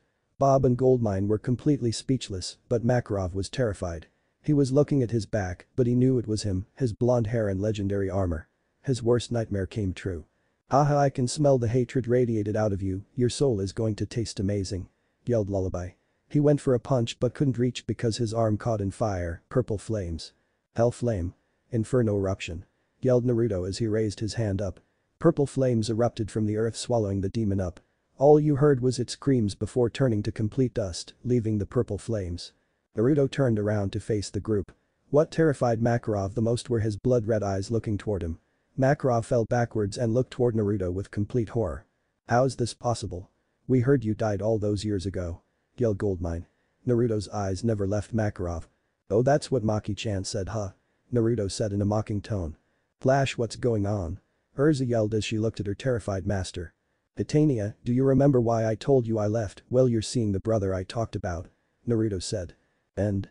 Chapter 8. Surprising revelation. Chapter 8 is here. It took me a while to think of a way to continue the story without using a cliché idea. So here's Forgotten Fairy Chapter 8. Begin. "Well, what do you mean by that?" Urza yelled, wanting answers from the blonde standing a few feet from her. As I said, Makarov is the brother that took everything away from me out of jealousy." Naruto continued to stare at the shaking mess of Makarov. Naruto narrowed his eyes at the metal on him. "Everything." Naruto angrily let out as he remembered the talk with Master a few days before the mission. Flashback.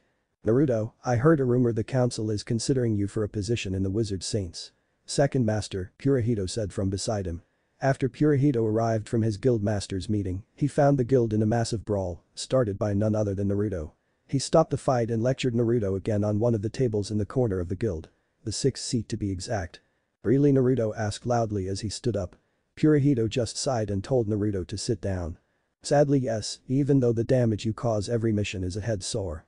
Naruto sheepishly laughed and scratched the back of his head, unaware of a certain black-haired wind mage blushed when she saw the blonde's innocent laughter. "I'm sorry, but it's not my fault.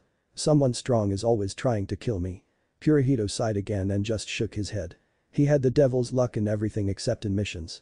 Yes, I know. "So are you going to accept?" asked Purahito with a hint of pride. He believed that Naruto getting that position will give Fairy Tail and himself the recognition they deserve. He didn't want to voice his opinion though, he wanted Naruto to forge his own path. "I will, but not yet. Personally, I still don't feel like I deserve the title, I still have much to prove. I still have many things to accomplish. I need to do a SS class mission, become strongest in the guild, become guild master, defeat her." Naruto stopped when he saw Purahito raise his hand. Purahito put the same hand on top of his head and gently smiled at Naruto. "You are beyond deserving of the Wizard Saint status. Most of your mission should be classified as SS class in my opinion. Someone doesn't just defeat legendary Dark Mage, Baragan Luisenbaron and swordsman, Yaju Munenori." Purahito laughed as he remembered those two mages. Baragan was a master in the supposed lost magic, decay magic, and Yaju Munenori had the ability to sense future attacks. Naruto met Baragan in a D-rank mission Purahito gave him as punishment for causing huge damage in the guild after a fight with Makarov and Yaju in a bar. Both were slightly drunk and were arguing over a manga they both enjoyed. Somehow, their simple argument led to a destructive sword fight. Naruto was severely outmatched until he used a spell that caused massive blood loss through his nostrils. "How about this, I will send you on an official SS class mission with Makarov and you consider that spot in the Wizard Saints?" Purahito asked with a fatherly smile. Naruto looked up at Purahito and smiled. "Okay, Gramps."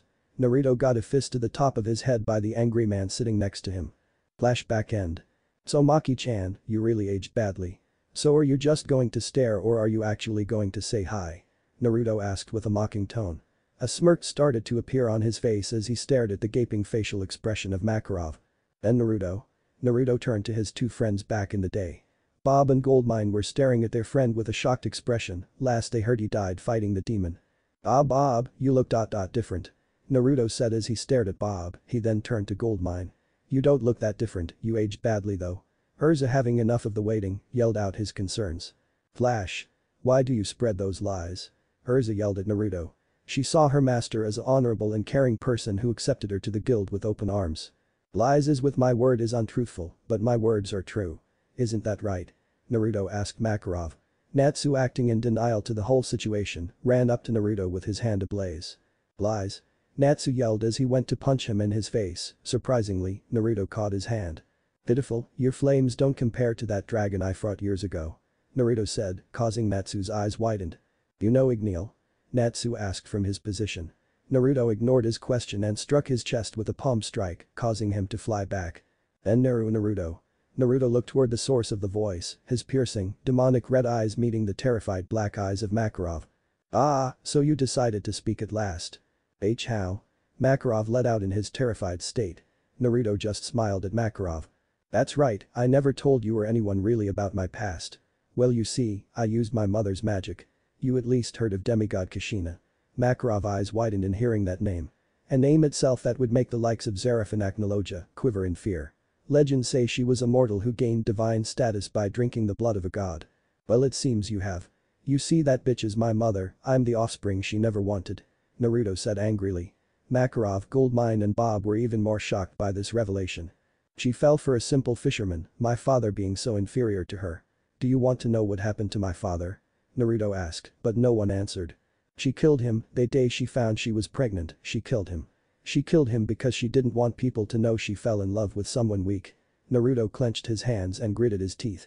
I started my training as a toddler, her obsession with strength went that far. She taught me her true god magic gained her blessed by the gods she met. Naruto said.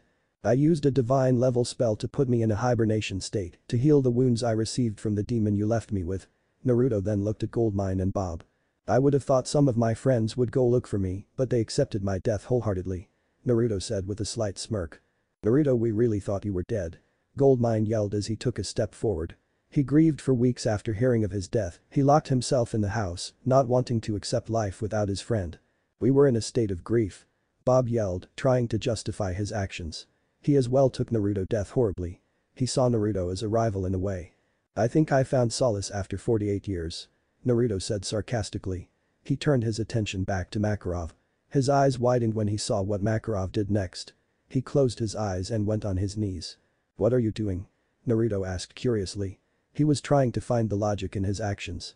I'm awaiting my death, my life should repent for my actions, so go on, kill me. Makarov said, causing everyone to stand there shocked. Urza, Gray and Natsu quickly took a position in front of him. Urza held her sword, Natsu hands ablaze, and Gray had his hands ready, frost could be visibly seen. We won't let you hurt our master. Those three yelled in unison. Naruto just smiled at the group, seeing the spirit of fairy tale growing strong in them. Stop, I accept the fate that comes with my actions. Return to the guild and find my next successor. Gildertz would have been my choice, but he isn't available. Laxus is not ready and you Urza, you're too young. Choose the next master wisely. Makarov was going to continue but was interrupted by Naruto. I've been wondering how I lacked when I finally stand in front of you ever since I woke up to this timeline. You took my position as guild master, life with Emily and position as a wizard saint. Honestly, I don't know what to feel toward you. Naruto said as he stared at Makarov. Makarov's eyes opened and looked at Naruto. He returned to his normal attire, the white jacket and black pants. Pathetic child, still let your emotions control you. A melodious voice traveled through air. Everyone looked around trying to find the source of the voice, except for one. Naruto was gritting his teeth. Where are you? Naruto yelled as looked around. Out of the forest, a beautiful woman walked out. Beautiful red hair went down her back and framed her round face. Porcelain skin that makes her violet eyes even look more vibrant. She wore a short red kimono that reached her thighs, showing her long legs. A long katana with a white sheath strapped on her lower back. Naruto gritted his teeth at the women standing there. Seems you haven't aged one bit, bitch. Naruto said angrily as he requipped into Masamune's armor. Kushina smirked at the child she gave birth to. Is that any way to greet your mother? End. Chapter 9. Meeting your haunting past. Begin. Naruto stared at the mother for a little while longer, feeling slightly uneasy of the sinister smile aimed toward him. He drew all 6 blades from their sheaths and held them in Masamune's dragon claw style. He was going to act but stopped when heard laughter coming from the women in front of him. Ha. Mother was right, you would want to kill me once you saw me. The Redeed said as she smiled toward Naruto. I really must look like her. Naruto was confused out of what she just said until he noticed some differences in the women in front of him. His mother always acted cold and distant while this woman seemed to enjoy teasing and taunting Naruto. Who are you? Naruto yelled as he gritted his teeth and clenched his hands. She practically ignored him and just kept smiling toward Naruto. He was going to ask again but was interrupted by the sounds of heavy footsteps. He turned to the right and found a large battalion of rune knights run toward them. They stopped in front of the group who was also joined by the other guild masters. You are under arrest for the destruction of most of the forest, Demon King Naruto Uzumaki. The apparent commander of the Rune Knights commanded as the Rune Knights began to surround Naruto and the Kushina replica. Naruto became annoyed remembering how the council and Rune Knights always forget how he always saved the people of Fiori, that he didn't notice the Redeed's hand begin to tremble. Stupid humans, always getting into affairs that don't involve them. She muttered before she brought her trembling hand up, getting the rune knights on guard and the mages watch her with curiosity. Naruto's eyes widened realizing the spell she was conducting, he quickly powered up his own spell to counter hers. Hagitsuchi flame outburst. As she said that a vortex of golden fire formed in her hand before becoming wild and spread toward the knights around her. Their eyes widened before everything went bright for them. Earth rose and formed a wall between them, intercepting the golden flames. Naruto yelled loud enough for the rune knights to hear. If you wish to keep your lives, run away. Naruto instantly heard the sounds of footsteps again, believing it was the sounds of rune knights and mages running away. He pulled his foot out of the earth and glared at the redeed in front of him, who returned it with a gentle smile. Mito. She said, getting a confused reaction from Naruto. You asked for my identity, so I told you my name. Mito revealed herself. Mito, how do you have true god magic? Naruto asked, trying to get as much information as he can from her. Well, mother taught me, of course. Naruto looked confused at first, but then it sank in. No one else has the true god magic except for him and his mother. Mito smirked when she saw that he figured it out. Yes, Naru-kun, you and I are siblings. Mito said in a cheery attitude. Naruto's eyes stayed wide before glaring at her with anger. That's my mother found a sucker to give her another offspring, huh? I'm surprised she could still conceive at her age. What is she, 90? Naruto asked, trying to rile up the redeed in front of him. She just tilted her head and said with her smile still on her face. With her divine status, she gained near immortal status, and after the mistake you came as, she decided to use some of her own DNA to create me and 2 others. I'm a clone of her, raised to be the child she always wanted. Mito said, without the smile leaving her face. She knew of the deep disdain her mother had for her oldest brother. Her mother always told her and her other siblings about the failure of her first son. Menma shared the same disdain as her mother, but Mito and her younger sister Celia always felt interested in her unknown brother. Naruto frowned once he heard about his mother and honestly expected that reaction. He dropped the wall that surrounded both him and his sister and was slightly surprised to see Bob, Goldmine, Makarov and the fairy tale group still standing there. What are you still doing here? Leave this place. Naruto yelled over his shoulders as he glared at the group still there. Some wanted to shout in protest but was quickly interrupted by Mito, who felt quite annoyed that more of her time with her brother was being interrupted by more humans. Why can't you humans stop sticking your noses where they don't belong? Naruto turned to Mito, who was sporting a frown on her beautiful face. Her hands were twitching dangerously, as if she was ready to kill someone. He turned toward the group and asked them again, with more desperation in his voice, to run away. The group wanted to argue, but a look from Makarov and also Naruto told them to reconsider. But Natsu said before being punched by Erza, causing unconsciousness. She put Natsu over her shoulder and looked at Naruto. His words still rang in her mind, but she would later confront her master of it. They turned around and ran away, leaving Naruto and Mito alone. He turned back to Mito, who was sporting a smile again. Now that those annoying humans are gone, we can finally spend time together. Mito said with a cheery attitude, completely different from her cold one she directed toward the group of mages and the rune knights earlier. In a blink of an eye, she appeared in front of Naruto and stared up at Naruto, who was taller than her. As Naruto thought as he stared down at Mito with shock. Mito continued to study his face for a while longer before caressing his cheeks. Naruto was feeling uncomfortable, but Mito had other thoughts. She felt a feeling in her chest that she never felt before, something she didn't like. She felt comfort when standing so close to Naruto, honestly she didn't understand the hatred her mother had for him. All she heard coming from her mother was how weak he is or how much of an embarrassment he is. Her curiosity got the better of her, so she decided to test him. If he proves to be weak, she will dispose of him personally, no matter how she internally feels. Golden fire surrounded her right arm as she pulled it back. Naruto instantly tried to jump back, feeling the immediate danger heading toward him. Hagitsuchi flame vortex. The vortex of golden flames shot forward at Naruto. Naruto charged the 6 blades he held with lightning magic, causing it to extending it again like his earlier fight with Eisenwald. He crossed the claws in front of him to lessen the damage that was heading his way. The lightning-coated blades lessened the damage, but he was still thrown back, going through some trees. Mito stared at the trench of destruction she caused. She then saw Naruto climb out of the rubble of trees and smiled toward him. It wasn't her strongest attack, but a normal mage would be a burning corpses by now. She pulled out her katana that was strapped on her back and began walking toward Naruto. Naruto was climbing out of the rubble of trees he crashed into. Once he got up, he quickly went on the defensive when he saw Mito walking toward him with her katana drawn. He picked up his 6 blades and held them back in his dragon claw style. Mito disappeared and appeared in front of him with her blade high over her head, ready to cut him down. Naruto, realizing his Dragon Claw style was weak and defensive, went on the offensive. His strike metas causing Naruto to push back Mito's strike, but it didn't stop Mito. Mito sent a barrage of precise strikes which Naruto matched with his swords. She kicked Naruto on his chest with much force, it caused him to stagger. She appeared behind him, preparing to pierce her blade on his chest. Naruto quickly twisted his body and using the opportunity, he slashed her across the chest. He backed away and stared in shock as he watched as the supposed wound he inducted on her was non-existent, it instead showed fire. "One ability I have is to turn my body into fire when I want," Mito said as her wound disappeared. Naruto jumped to the side, dodging a stream of fire heading from behind. The fire was hurling downward, but it rerouted itself to Naruto, hitting him across the chest, causing minor burns. He turned back to Mito who had the fire that was burning the forest circling around her. "I'm also able to control fire to do like I please, for example." As Mito said that, the fire took the form of an eastern dragon who stared at Naruto. Naruto jumped back as the dragon crashed down, causing a huge explosion. Naruto quickly started to run away as Mito sent the dragon toward Naruto, who summoned his wind magic-powered hoverboard to try to evade the dragon. Naruto flew skyward, trying to get the dragon to follow. He smirked when he saw that the dragon followed him.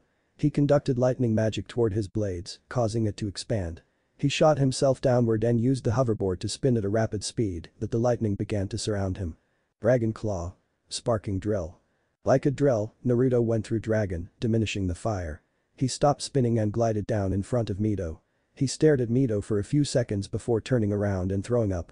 Mito shook her head and appeared behind Naruto going for another strike. Naruto, sensing danger, rolled out of the way, distancing himself from Mito. She was ready to go for more strikes, but stopped when she saw what Naruto was doing. Naruto then conducted lightning magic toward his blade, causing them to extend. Mito's eyes widened and quickly jumped back, knowing for what she saw, she would be electrocuted if she connected blades with him. "What are you doing?" Naruto finally screamed out at Mito with a strong glare. There was a moment of silence before Mito broke the silence. Mito turned toward her blade and began waving it around, as if she was studying the properties of the blade. "I'm testing your strength," Mito said, causing Naruto to look at her confused. She was a mystery to him who acted bipolar in his opinion. In one moment she was cheery then serious.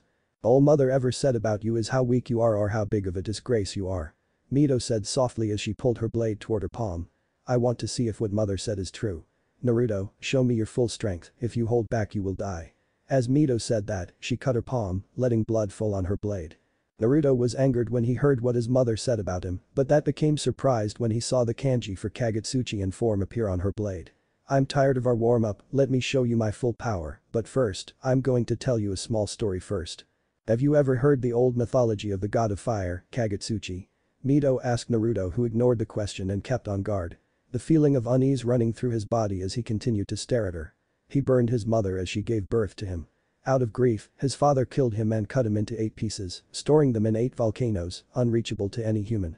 "Mother was able to acquire one of the pieces and absorbed it into me when I was created," she said as she raised her blade up, causing the kanji to light up. "I will live the life that Kagutsuchi, the god of fire, could not. Fear me, the goddess of fire, Mito Uzumaki." Fire engulfed Mito, swirling high into the night sky.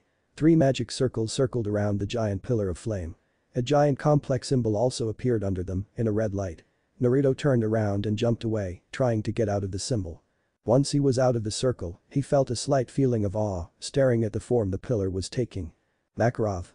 The group were running away from the battlefield, except for unconscious Natsu that wanted to be part of that fight. Makarov looked at his children and stared at their quiet expression, very indifferent to their normal attitudes. He turned toward his former teammates, who were also too quiet. But they instantly stopped running and turned toward the giant pillar of fire, from Naruto's direction. No one had anything to say except Natsu, who recently woke up. He stood on his own feet and stared at the pillar with fear. "It's the same," Natsu said, getting everyone's attention. "The same pillar I saw before Igneel left me. Silver Point Mountain." Aknologia couldn't believe what he was feeling. Someone of his status should not fear any, but his encounter with demigod Kushina made him reconsider, the giant scar should speak for itself. He was currently staring south of his mountain, able to sense the power of a god on mortal grounds. "Kushina, are you using that spell again?" Unknown forest. In the forest, a being with black hair and crimson eyes stood on a field surrounded with dead grass and trees. He stood there, staring with fear west from his location. "Kushina." The figure then took out a flower out of his clothes. The flower appeared to look healthy and lively compared to the life force around him. The one to truly control life and death. Unknown location. Mom? Mito doesn't appear to be in her room or anywhere in the palace. A high feminine voice yelled as she came into the room. She appeared to look in her teens and had a curvaceous body for her apparent age. She had light blue hair that was tied into two pigtails. She had cerulean eyes that looked like the clear water of the sea. She wore white short shorts and simple black sandals. She had a light blue midriff that showed off some cleavage. Over the midriff she wore a white jacket with front open. Her words were unheard at the figure as she continued to stare at a crystal bowl in her palm. The figure was a beautiful woman with silk red hair running down her back. She had a porcelain white long-sleeved kimono that reached down below her knees. Her violet eyes looked up from the crystal ball and stared at her youngest daughter. "I know, she's currently with your brother, Naruto," her silk voice told her daughter. Celia looked at her mother with a jealous expression. "Oh, Naruto is finally awake, can I go and play with him too?" Celia asked her mother who still had a cold expression. Kushina looked back at Crystal Ball and watched as her daughter used her full power. "No." Kushina said without taking her eyes off the crystal ball. She then heard the whining of her youngest child but just ignored it, having been in a deep thought. "Prove to me that I was right in letting you live. Naruto." Out of the pillar, two wings made of the same golden fire Mito used, extended and showed their destructive beauty. The pillar began to die down to show the figure inside. A figure Naruto could only describe as a goddess. Where Mito once stood was a figure the size of a Vulcan. She wore a gold mask that hid her entire face, except her eyes. Her hair was turned golden and was braided back. She wore a golden armor and had golden gauntlets. She had a long white skirt with Spartan sandals. Replacing her sword, she now had a golden halberd with a blade red. She was radiating power that caused Naruto to be reminded about the form his mother once took. "I am a goddess in this form, do not hold back or you will die." Mito's voice roared with authority as she took off into the air. Fire circled around her before taking the shape of another dragon, this one twice the size as the one before. Naruto just stared at her sister and the dragon flying around next to her. Shit. End. Chapter 10. Fighting a Goddess. Begin. Naruto stared at the form his sister took. He felt fear and could not help but feel mesmerized as well. Naruto quickly turned to the dragon that was flying around the sky and began to try to figure a way to defeat it. By the size of it, he knew that the spell he used before will not work this time. He was thinking if it was time to use his mother's magic, but that thought quickly disappeared when he thought of his mother. Instead he re-equipped into his Demon King armor. "You think changing armor will help you, brother?" Mito's strong voice said down at her brother. She was feeling slightly disappointed that her brother wasn't using his complete power. Her mother told her that Naruto is able to use the power of some gods. "Why don't you use the power of the gods?" "Because I am strong without it." Naruto's now crimson eyes stared up at her sister. "And I don't need her magic to prove it." Mito looked intrigued and decided to test his own power. She ordered the flame dragon toward Naruto, who didn't move as it descended toward him. He put his demonized hand forward, which morphed into a cannon-like form. Once the dragon was going to hit Naruto, he called out his spell. Hellflare Cannon. The purple and black beam shot forward, going through the massive dragon and heading toward Mito. She stared at the dragon board and flicked her hand lazily, making the blast go skyward. The fire that the dragon was made with didn't disappear. It swirled around and reformed back into the dragon. Interesting move. It was able to rip through fire blessed by a god. Mito's godly voice said as she analyzed the attack. It was not a regular fire spell if you noticed. It was the fire of hell. Naruto said as his hand morphed back to the way it was. He slammed his hand on the floor, calling a spell. Lucifer Black Star Formula. 1. Naruto whispered as a seal formed on the floor. He looked up and felt relieved that Mito did not appear to notice the purpose of the seal. That changed when he saw what his sister began to do. He started to feel nervous when he saw her raise her weapon up. She began to spin her weapon slowly at first, but it began gaining speed. The flame dragon mimicked the movement of the blade, spinning rapidly over her head. The dragon took the shape of a huge O, which Naruto stared in caution. Mito dropped her halberd down, causing the circle fire to drop straight down. Hagatsuchi Solar Flare. Once the circle touched the floor, it expanded outward, completely destroying anything in its way. Naruto quickly slammed his hand on the floor, summoning a wave of his hellfire. He was barely able to stop Mito's god fire to hit him by using his hellfire to split the wave. The circle continued to expand until it reached a certain distance. Once it stopped, it shot up forming an immense wall of fire. Naruto stared at Mito's creation as his breath started to pick up out of fatigue. "Damn, I had to pour a lot of my magic just to hold it back," Naruto said as he stared up at his sister. "You like the arena I created for us, big brother? The wall will prevent you from escaping and can be used as a weapon as well." Mito said as a portion of the wall turned to a smaller dragon and attacked Naruto. Naruto's hand morphed into a smaller version of the earlier cannon and blasted the dragon away. Damn it. She can attack from all sides now, Naruto thought with gritted his teeth in frustration. He looked around and sighed in relief. The formula he created earlier was still there and was still in a right position for his spell. The attack will be less likely to hit with the space I have, but I can make it work. Two tigers formed from the fire and went to attack Naruto. Naruto's demonic arm formed into razor-sharp claws, coated with a dark purple energy. Naruto quickly ducked under an attack from one of the tigers. He slashed the tiger from below him, destroying it completely. He jumped back as the second tiger went to attack him. Naruto quickly went for a strike, but the tiger jumped to the side. Naruto didn't stop though, he used the momentum of his recent strike and launched himself up. He moved his body to be positioned with his feet up on the sky and solidified the air with his affinity to wind magic. He launched himself toward the flame tiger and smashed the tiger's head with his dark magic-powered claws. He stood up but was instantly hit on his back by an eagle-shaped fire. His eyes turned to the sky as dozens of flame eagles flew out of the wall of fire and moved in the sky with immense speed. 3 of the eagle-shaped fire descended toward Naruto at a speed that surprised him. He jumped to the right to dodge one but was hit on his left shoulder by another. Naruto threw himself to the side to barely dodge the next one that headed toward him. He clutched his slightly burned shoulder as he stared at the eagle-infested sky. They lack power, but speed is their advantage. 6 eagles descended from the sky. Naruto tried to blast them away with purple flames, but they used speed to fly around it.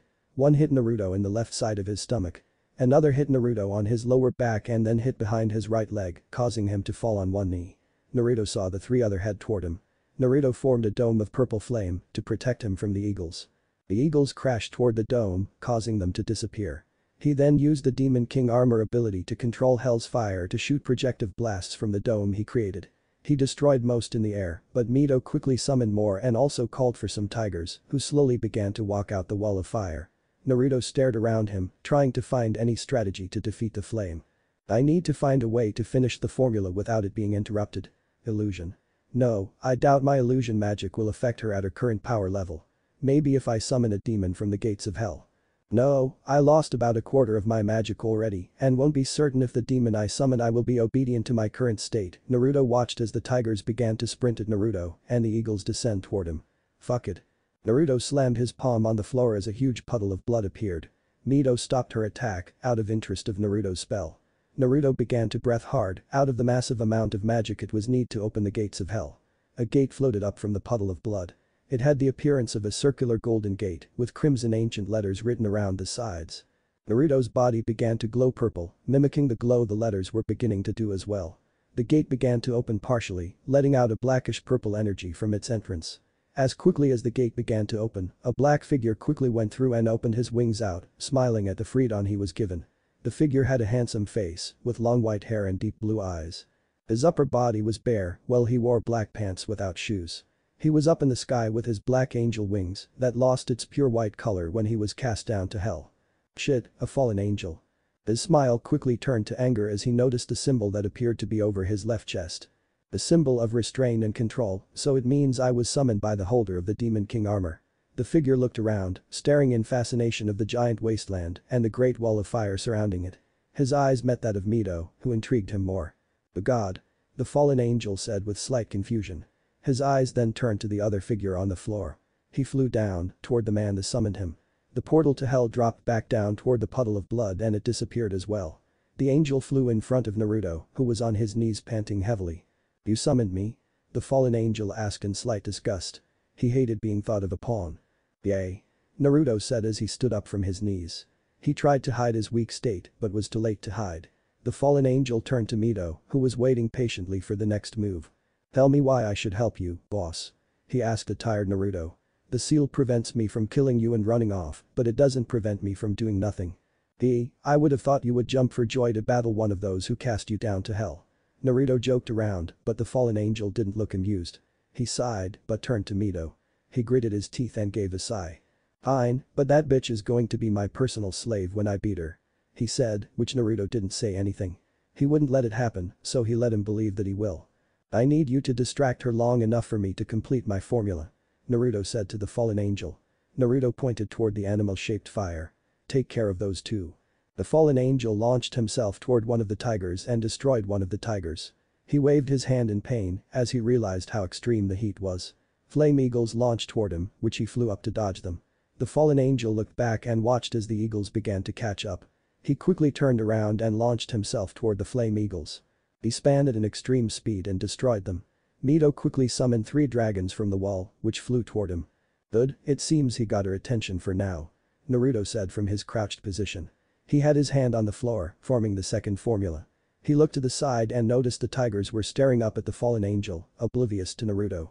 He stared up and noticed the fallen angel was not going to last long, he was trying to evade the eagles while fighting the dragons. He quickly stood up as he finished the second formula. 2 down, 3 to go, he quickly ran to third spot as he stared up at the struggling fallen angel. Just hold on long enough.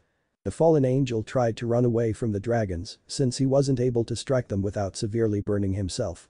He flew up, but the dragon was there in cover over him with its long body. He quickly moved to the side, dodging another set of flame eagles that launched toward him. He then noticed the second dragon blocking the sides with its body. The fallen angel quickly tried to fly down, but it was too late. The third dragon blocked the other way to escape. The bodies of the dragon quickly morphed into a dome. Mito had her arms stretched, hand wide open before closing them. Hagitsuchi flare implosion. The dome exploded inwardly, but the fallen angel flew up in a drilling fashion as the dome was gone. The fallen angel was still heavily burned though. He glared at the god, who was staring at the fallen angel from behind her mask.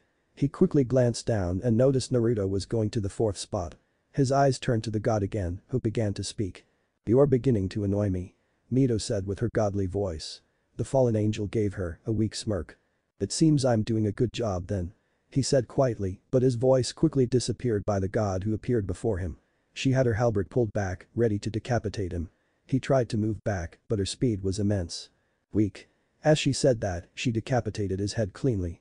She watched as the fallen angel's body fell down to the earth and landed next to Naruto, who finished the 4th formula. She caught his head and burned it under her grasp. "Brother, I hope this not all you could muster with your own power. If so, then I will end your misery." Mito watched as Naruto tried to run to the final spot of the formula. Mito shook her head in disappointment, thinking he was trying to run away. She pointed her halberd upward as a small golden ball formed on the tip. The tip began to slowly grow in size until it was the size of a basketball. Naruto began forming the last symbol of the formula and gasped as he saw small things like rocks and small branches begin to float up toward the golden ball. Gravitational pull, that's a sun. Naruto silently rejoiced as he finished the last symbol, but it quickly disappeared as he noticed half of her body was out of the circle. Mito quickly dropped the miniature sun toward Naruto, intended to finish it.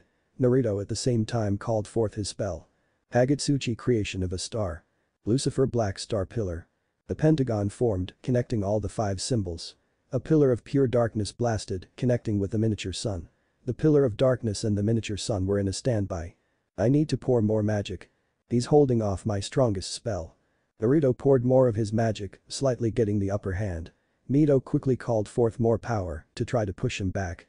Naruto didn't feel like holding anything back, so he poured every ounce magic he had left. The pillar grew more powerful that it devoured the miniature sun. Mito's eyes widened as she attempted to move away but failed. The pillar of darkness destroyed half of her body. She floated around in the air, the left side was completely missing. Kushina. He beat Mito at her god form. Kushina thought in surprise. "Mom, what's happening?" Celia asked in confusion to the situation. Her mother was looking at her siblings fight and then her expression turned to that of surprise. Her brother beat Mito in her god form. Kushina told her youngest daughter, who looked shocked at first before it turned to awe. "Cool," Celia said as she squealed in delight, wanting to meet her oldest brother. Kushina on the other hand looked the same, except for a small smile formed on her face. Naruto and Mito. He won. Her body instantly reformed, but not her mask. She transformed back into a human and fell down to the floor. She summoned some flame to cushion her fall, but not enough to not feel pain. "Ah!" Mito cried in pain. She spit a glob of blood as she held her stomach. She hated that weakness she held after using her god form. Her control over fire became weaker and her body became more frail. She painfully struggled to stand up but did so anyway. She turned to Naruto, who was lying on his back, gasping for air and back in his normal clothes. She slowly walked up to him and stared at him in shock. He beat her, yes she wasn't trying as much, but he still beat her. He noticed Mito standing in front of him and tried to speak. "That's why you won," Naruto said between his hard gasps for air. He stared at Mito with one half-lidded eye and a weak smile. "He thinks I won?" Mito thought in confusion. She was feeling that strange feeling on her chest and felt her face heat up as she watched a smile form on his face. She didn't understand it, but she couldn't say it felt bad like before. You going to kill me now? Naruto asked from his down form. Mito looked at him confused until she recalled what she said earlier. Mito extended her arm as a light yellow fire formed. Naruto closed his eyes, awaiting his fate. The weak fire flew toward Naruto, wrapping around him. Naruto's eyes widened as he felt some of his magic come back to him. He turned to Mito, who was already walking away. Why did you help me? Naruto asked, still feeling signs of fatigue. Mito stopped and looked over her shoulders. You interest me. Mito said as she walked away, without looking back. Naruto sat up and watched as she walked away. He fell to his back as one thought plagued his mind. I need some ramen. End. Chapter 10. Distrusting the one you idolized. I was planning on writing the next chapter for regret first, but decided to update this first. Oh, and if you read Devil of Idola's Soul of the One Magic, then know, I allowed Duma to use part of my idea for Forgotten Fairy and personally proofread his story. The fight scene was similar, but not the same. Well, I'll get to the story then. Begin. Naruto laid in the middle of the wasteland that was once part of the forest. He was trying to stand up but was too difficult after that spell's drawback. It not only needed major amount of magic, it also caused your body to fatigue after. He knew that he really needed to get out of here. First, the firewall was still up and was giving out major heat. Second, he was lying on top of a rock and it bugged him. He looked around until he came face to face with the goatman he saw earlier. Oh hey goatman, what's up? Naruto jokingly asked from his injured position. Capricorn ignored him and put his hand forward, sealing Naruto away in a bubble. Capricorn then headed toward the Grimwar Heart's airship. Grimwar Heart. Capricorn walked forward and released Naruto from the bubble he was in. Naruto fell hard and landed painfully. Ah. Couldn't you be more gentle, you stupid goat? Naruto said as he laid motionless on the floor. He then looked around, seeing the faces of Hades, the seven kin of Purgatory and Blue Note. Hey Gramps. Why is everyone here? Is it someone's birthday? If so, write my name on your present for me. Naruto said as joke to Hades, who stared at Naruto with a serious expression. Naruto, who was that girl? Hades asked. Oh, you saw the fight, well supposedly she's my sister. Naruto said a little more seriously.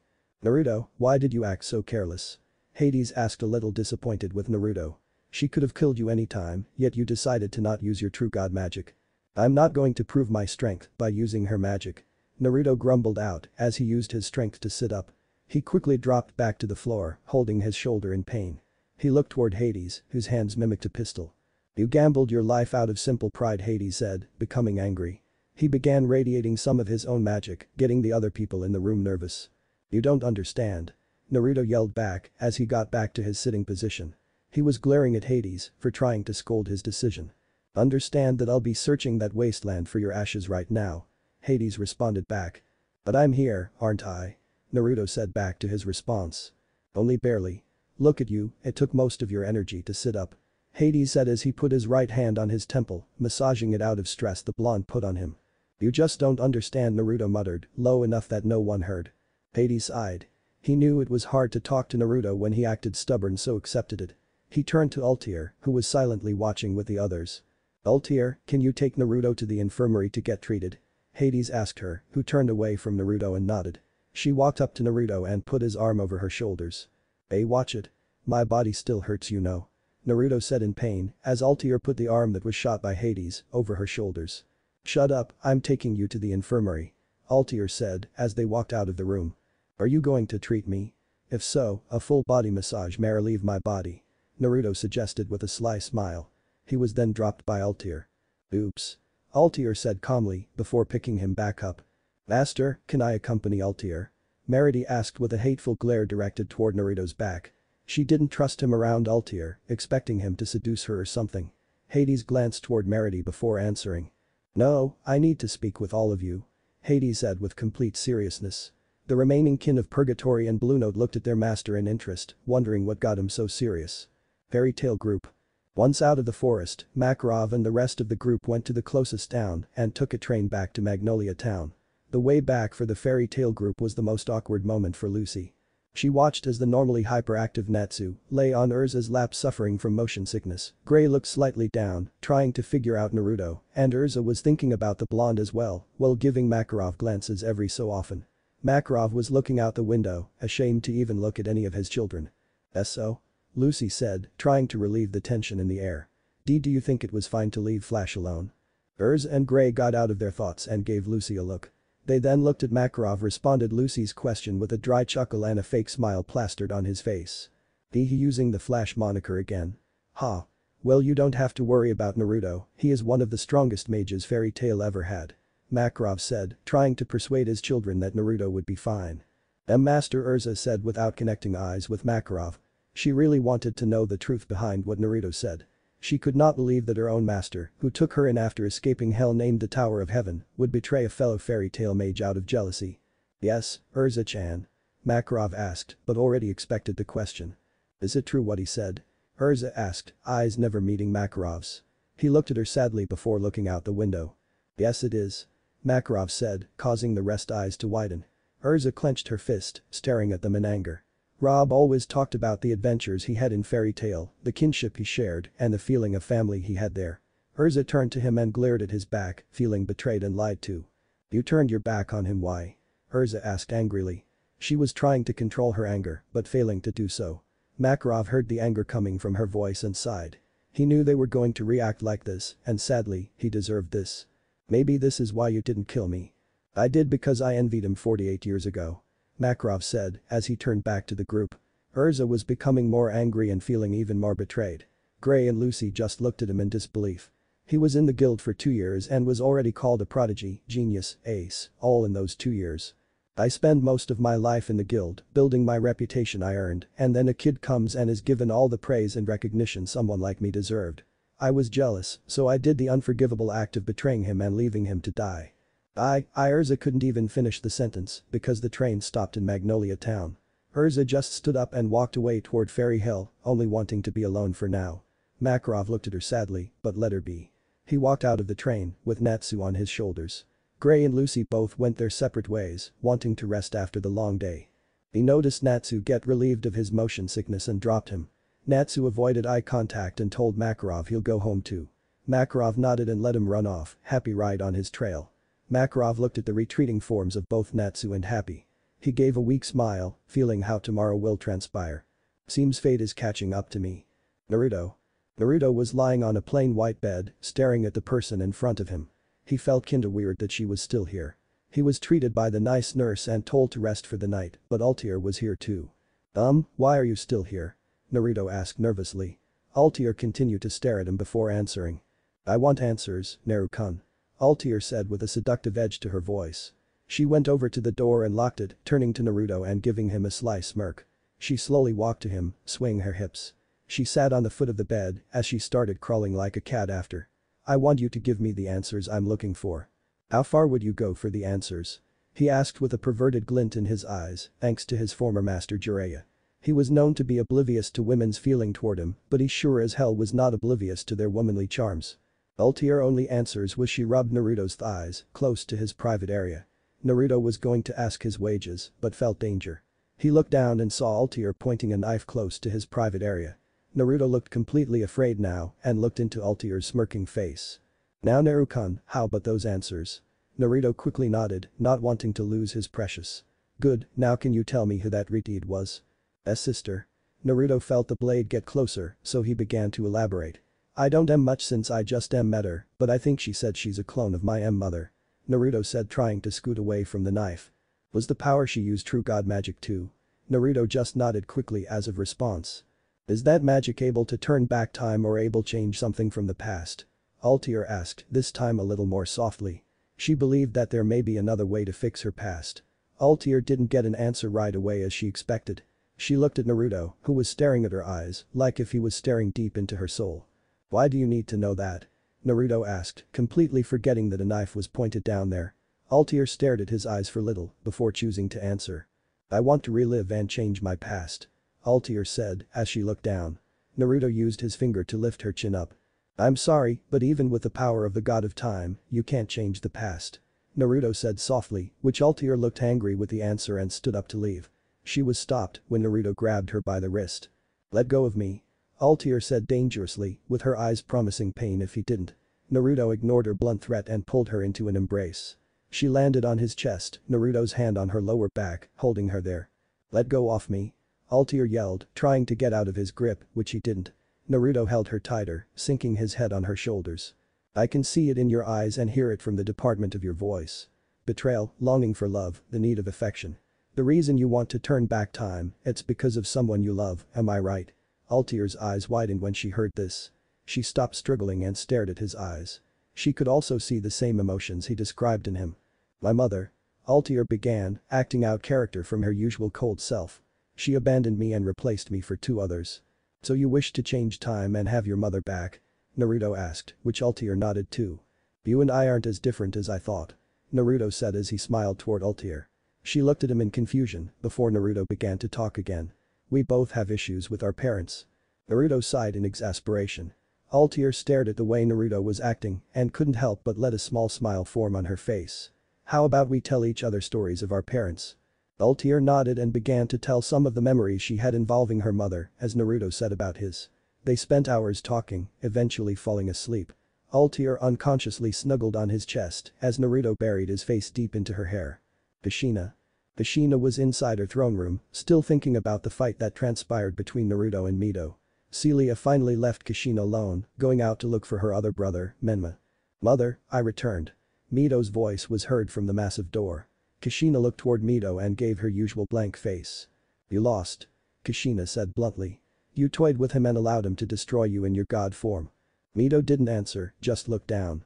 She always heard praise coming from mother, but this time it sounded more like disappointment. Kushina got off her throne and headed toward the door, heading toward her room. She stopped right next to Mito and said in cold manner. Don't let it happen again. Kushina said that, she walked away from Mito, who stayed there standing. The time is getting closer for the ritual. Urza. Urza couldn't sleep. She was rolling around in her bed, still think about her master and Naruto. She couldn't believe her own master would turn her back on someone, out of envy. Her thoughts then turned to the blonde. The life he knew was taken away from him. His friends are long gone or different as he remembered, his lover is gone forever, and his dream of being guildmaster is completely destroyed. She then recalled one of Rob's stories. The one about his rivalry with a blonde. She always laughed when Rob talked about him. He described him as a caring, powerful, hyperactive blonde who made anyone he met a friend. Rob always said he hated his attitude, but couldn't help but trust him too. She smiled as she recalled those memories. It was you, Naruto. As memories of the stories of Naruto she heard from Rob came back, she drifted into a slumber, a gentle smile caressing her face. End. Chapter 12. Hatred Through Blood. Begin. Little Creek Village. Little Creek Village was a simple village that stood in the west side Minstrel, a country south of Fiore.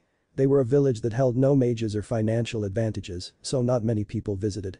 They were happy to be small and not be bothered by their government or guilds. They were doing their usual daily routines until they saw a giant stone wall rise around the small village. The villagers were confused at first until they saw a cloaked figure on top of the wall. He had dark brown hair and dark brown eyes, which looked a little glossed. He wore a black jacket with golden trims and black pants with black dress shoes. He had a dark vest under with a white handkerchief tied on his neck. I tried my best to describe the Shinsengumi uniform from Gintama. On his left hand, he was bandaged with a weird inscription on his palm. The people were going to ask what was happening until they heard the mysterious figure speak out. Greetings humans, I am the third child of demigod Kushina and came for my entertainment. The villagers didn't understand until they saw four figures form from the earth. I will send my 4 golems to destroy every one of you, and your job is try to survive for 10 minutes. If you do, I will spare your lives. The man said with a cruel smile. The villagers looked shocked at first until they saw the giant earth creatures run towards some villagers and swing them away with their stone clubs.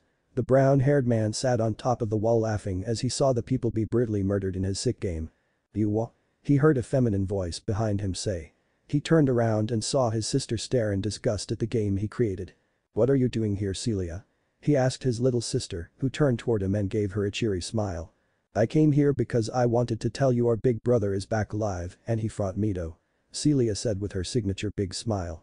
He gave her an uninterested look as he turned back to the manslaughter his golems were creating. He watched as one golem crushed a woman clutching a child tightly and beat her in her god form. He turned around and looked at her with a mixture of disbelief and shock. I don't believe you.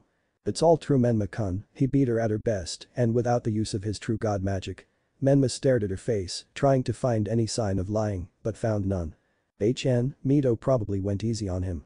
Menma turned toward the destruction that his golem was creating and gave an uninterested look. He lost his interest after hearing his weak brother beat his older sister, whom he could never defeat in any one-on-one duels. He called back his golems and brought his left hand forward, causing the symbol on his palm to shine bright. Mom said you can't use that spell in public, Menma-kun. Celia said as she saw cherry blossom petals begin to float around. Mom isn't here. Menma said as more cherry blossom petals begin to float around the wrecked village. The remaining villagers looked confused until he saw a light shine down the night sky. They were so enticed by the beauty they didn't realize their inevitable demise. Eyes touch. Creation of the end. Naruto. Naruto woke up instantly when he felt an uncomforting feeling wash over him. He looked down and sighed in relief that he did not wake Altair. He gently pushed Altair's arm off his waist and stood up.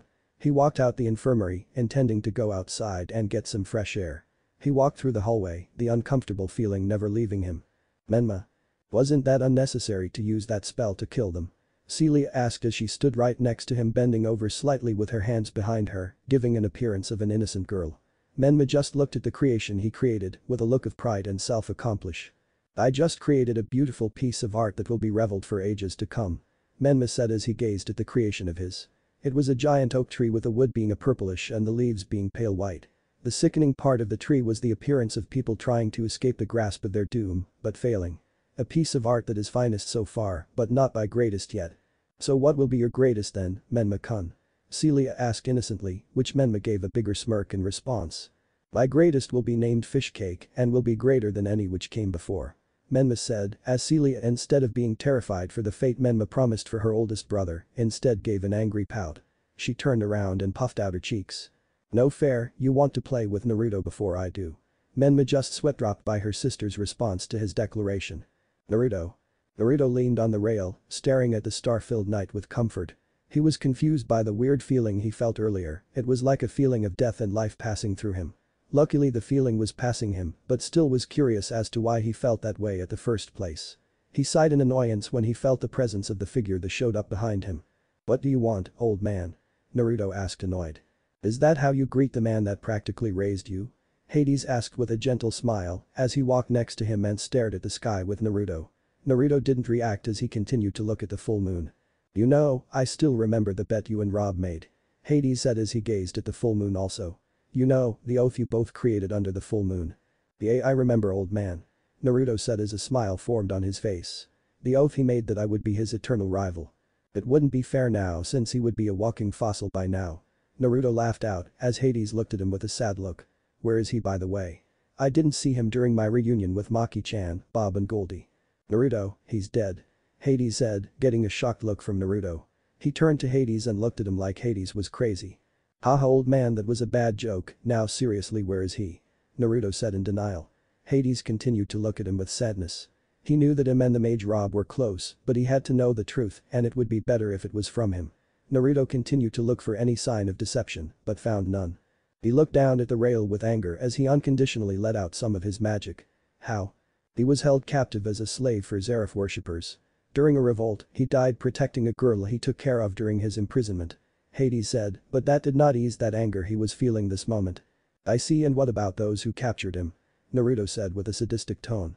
He wanted to make suffer those that hurt his friend and show them the wrath of that who holds the title Demon King.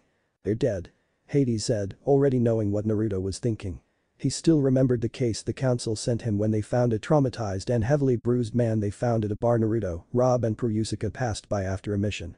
Hades confronted them and got a laughing Rob, blushing Purusuka and pissed Naruto.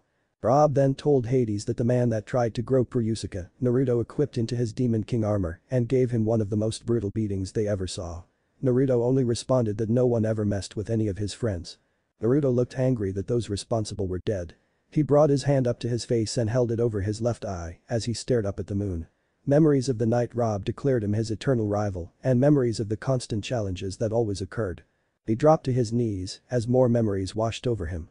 Naruto remembered the times when Rob would try to attack him and drop his bowl of ramen, when Rob would try to pick up girls and get brutally rejected, and the many laughter Rob and him shared at the guild. Hades looked at the man he considered a son with sadness. He became shocked when he started to heard sniffles. He dropped to one knee and saw Naruto trying so desperately to hold back his tears. He probably think I'm weak right now. Naruto said, wiping the tears but failing as new tears formed. Hades brought his hand and put it on Naruto's shoulder. Showing emotion does not make you weak, in fact it would make you stronger if anything else. Naruto looked at his father figure in confusion. Hades just gave him a smile as he continued. Emotions is what makes us different from other beings, it's what makes us human. That's the reason my mother left me, Naruto whispered low enough for Hades barely to hear. Hades stood up and held out his hand. Naruto stared at his hand oddly before taking it and standing up. You still need rest, come back inside. Hades walked back inside, with Naruto following behind him. Naruto stared at his back until it was apparent that he didn't completely lose everyone. You're labeled as a dark mage, but still the softie I remember, Naruto thought with a smile as he walked back to the infirmary with Hades. When Hades saw who else was laying on the bed, his gaze turned to Naruto. He rubbed his nervously as he tried to explain that nothing was going on. A week later.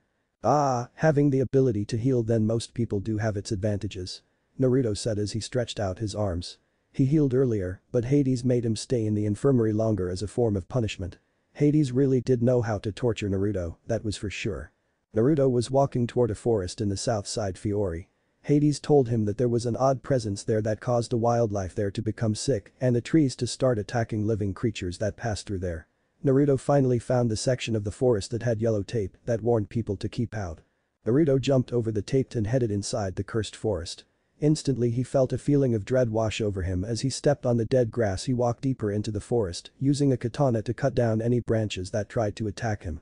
He walked deeper into the forest until he found an open clearing with a man standing in the middle with his eyes closed and holding a brown staff on his shoulders.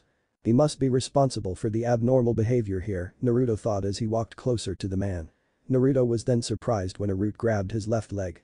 The earth behind to shake when a giant tree grew out of the floor and hanged Naruto dangling backwards. The man turned around and shook his head in a disappointed manner. You got caught in one of my traps, real simple, the man gave Naruto a questioning glare. Did you really beat Mito in her god form? What are you talking about? Get me down from here. Naruto yelled as he waved his arms around comically. The man sighed in disappointment as he brought his bandaged hand up. Naruto watched as the weird symbol on the man's hand behind to shine. His eyes widened when he began to feel the same feeling as before. Cherry blossom petals began to fly around him and began to pick up pace. Naruto began to look around, trying to figure a way out of here as he heard the man call his spell. Oh well. Eyes touch. Creation of the end. End. Begin. Fairy tale. Master, one of the S-class missions is missing. Murahin informed her master, who was drinking alcohol with one of hands while the other was in a Kastu Perusica. Makarov hesitantly heard the complete story of what happened during the mission. Naruto died. She instantly picked up a broom and hit him sideways, causing him to crash into the wall and also breaking it. She told him that she never wanted to see him again and to find someone else to tend to his guild. It's missing. Makarov reacts by spitting the alcohol he was sipping. He then hears the voice of his grandson coming from the second floor of the guild. I saw a flying cat taking that mission with him. Laxus mentioned, causing Makarov to realize who the culprit was. Makarov then asked Laxus to go after them, but instantly refused. Makarov became a little angry until he saw Gray stand up and head to the door. Where are you going? Makarov asked Gray, who stopped but did not turn around and faced him. I'm going to bring them back, Master Sir. Gray said, causing Makarov to look at him sadly. He realized that Gray was having trouble considering him his master after realizing what happened during their encounter with Naruto. He watched as Gray left the guild without saying another word. Haven't Gray and Urza become more distant since they teamed up with Lucy and Natsu? Murahin asked her master, which he gave her a sad smile. He hopped off the stool he was sitting on and headed toward his office. Murahin looked at her master with curiosity until she decided to ask Lucy what happened during the mission. Natsu and Lucy, with Happy on Natsu's shoulders, were walking through Harjan town, intending to find a boat that would take them to the island. Lucy noticed the unusual quiet state Natsu was in, so she questioned it. So Natsu turned to Lucy, giving her a questionable gaze. Is there a reason you're so interested in doing a S-class mission? I want to become stronger. Natsu said with a small smile. Lucy looked confused, already thinking he was strong enough. She was gonna ask something else, but Natsu beat her to it. I want to show Flash and Igneel how strong I can become. Naruto? Lucy asked, confused by Natsu wanting to prove to him he is strong. No Flash. The one who said was as old as Gramps. Natsu said, causing Lucy to facepalm. She forgot Natsu was suffering through motion sickness when their master told them his real name. I want to become stronger than him and kick his ass back to our guild. When I bring him back he can see that he was wrong about Gramps. Natsu said with a big grin. Lucy looked at his big smile and gave her own smile. Then out of nowhere, a foul feeling passed through them. She wrapped arms around herself as she gave a small shiver. She turned to Natsu and noticed he also felt that. What was that feeling just right now? Eyes touch. Creation of the end. Menma said as a tree made of pure light formed where the tree from before was at. Menma looked on as the light died down as a purple tree with white leaves. His expression quickly became angry when he noticed that the tree was not as big as he expected, it was even smaller than the one from the village he destroyed.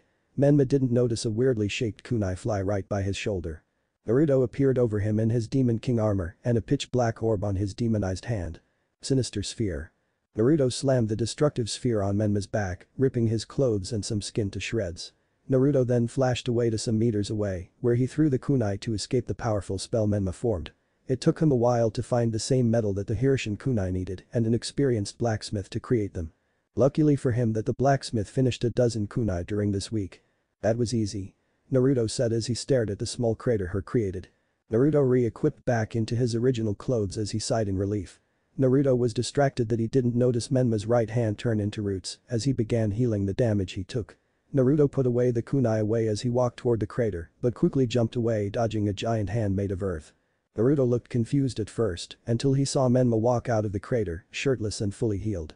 Naruto looked surprised that Menma survived that powerful spell, which Menma noticed.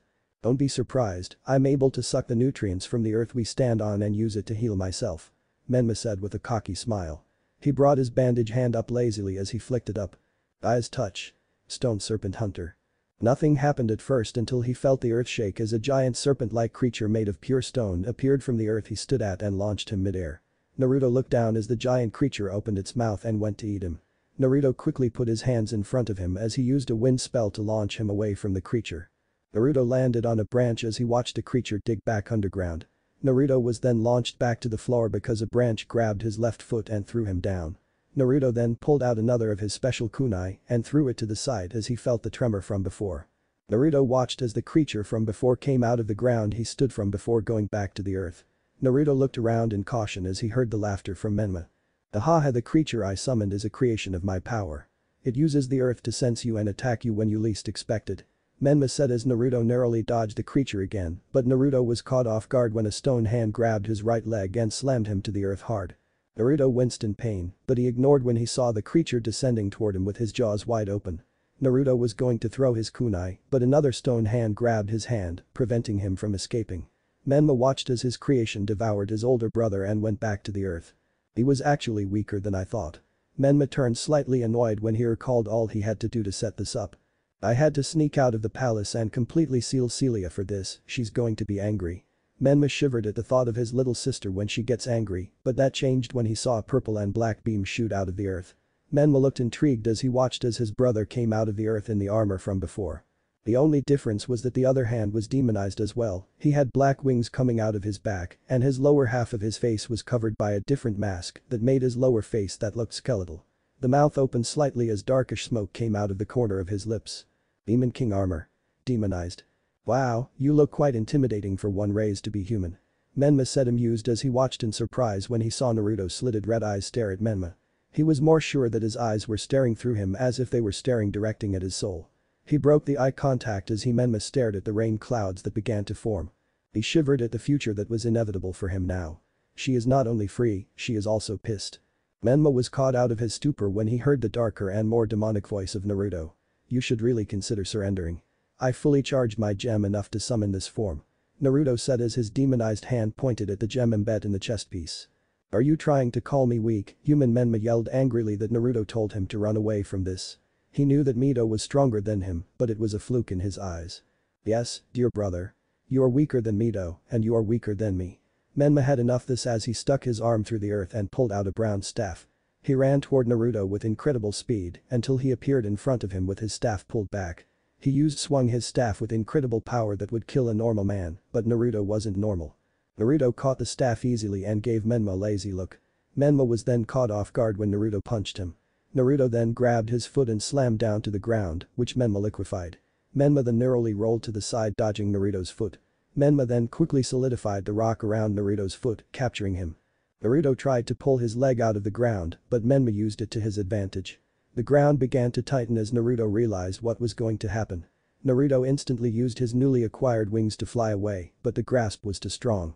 He watched as Menma clenched his bandaged arm as he commanded the sand. Stone crush.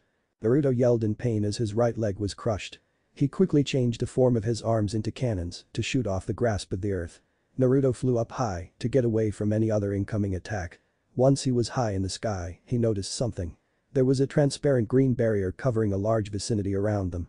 Naruto kept looking around until he heard Menma's voice. "You finally noticed the barrier I formed around us. I formed it so you particular would be the one to come to this little party and to make sure Celia doesn't disturb us." Naruto didn't know who Celia was but didn't care when a searing feeling of pain hit him. He looked down at his critically damaged and winced at what he was seeing. It was completely broken with opening that allowed him to see his bones and some flesh. "Shit, and I just got healed." Naruto then flew to the right, dodging a giant rock. "Hey, hurry up and get down here. We're not done yet, you're still alive," Menma said with an impatient look. Naruto ignored him as he was trying to find a way to stop his leg from bleeding out and close it from infections. "I'll use one of my arms to heal it while I'll deal with this asshole." Menma watched in slight awe as one of Naruto's arm ripped apart from him and headed toward his damaged arm. It wrapped around the damaged leg before it began to mold into his leg's shape. Naruto winced in pain when he felt his demonic arm begin to use magic to help reform the bones. "Fuck, it hurts." Naruto then made his other form into a gun as he pointed it to Menma. Menma's eyes widened in realization as he summoned a thick wall that curved so it can cover him from the sky. Hell Flare Cannon. Naruto shot a huge beam of magic toward Menma, which crashed toward the wall. It caused a few cracks, but was utterly useless to Menma's defense. Menma began to say, but was interrupted by more shots coming from Naruto. Menma was becoming pissed until he slammed his hand on the floor and summoned projectile earth spears to stop him. "Stop fighting from up there and get down here," Menma yelled as he stared at Naruto. "That's cowardly to fight from afar, instead fight head-on," Menma argued childishly. "But I'm fighting with one arm and with a broken leg, I deserve a handicap," Naruto argued back before shooting more of his spell. "If you want to fight head-on, you have to come up here to get me," Naruto said childishly as he continued to blast more blasts. Menma placed his palm down at the earth. A symbol appeared before it spread wide. Naruto stopped shooting as he stared at the symbol. Is he going to change like she did? Naruto worry changed when the symbol disappeared. He then watched as the earth began to crack before the rock split from the earth and begin to float around. Naruto came out as wonder when he flew to the side dodging a rock Menma was riding. "What's going on?" Naruto asked as he dodged another rock and shot a rock heading his way. The rock he shot split to smaller pieces before shooting toward Naruto at a high speed. Naruto tried to dodge, but one small rock hit him on his shoulder, going right through. "Ag!" Naruto yelled in pain as he was hit by the small rock. He glared at Menma in anger, which Menma responded with a cocky smile. "This spell is called Soaring Meteor Field," Menma said as he made rock circle around him rapidly. Naruto brought his weapon and blasted Menma, destroying the rock. Naruto thought he hit him, but his voice was heard behind him. "But that is not its only ability." Naruto turned around, seeing Menma standing on another rock. Naruto was then surprised when he saw Menma melt into the rock. Naruto then was surprised when Menma came out of one of the flying rocks and punched Naruto across the face. Naruto got out of his stagger and pointed his cannon-morphed hand toward Menma, who landed on another rock. He shot his blast, but was surprised when he heard Menma's voice again. He turned around when he heard his voice coming from his right. "This spell also allows me to travel to any form of earth within the field I created. But my true god magic also allows me the ability to make clones of myself with my control of earth, so this technique gives me more of an advantage."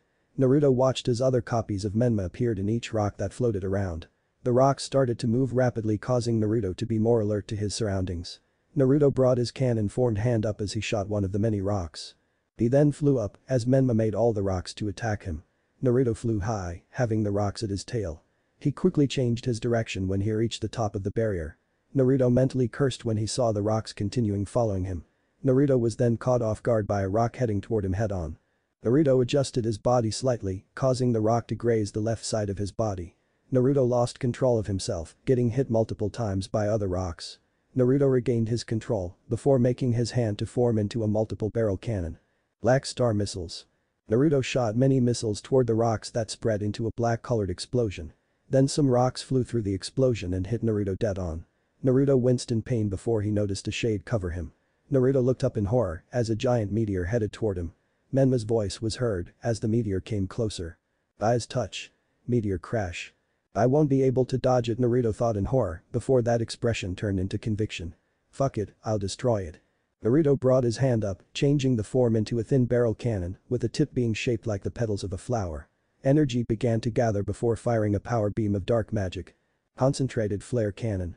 Naruto watched as the blast was useless in destroying, let alone chipping the giant meteor heading toward him. Naruto watched as the meteor headed toward him before going against his pride and using the magic his mother.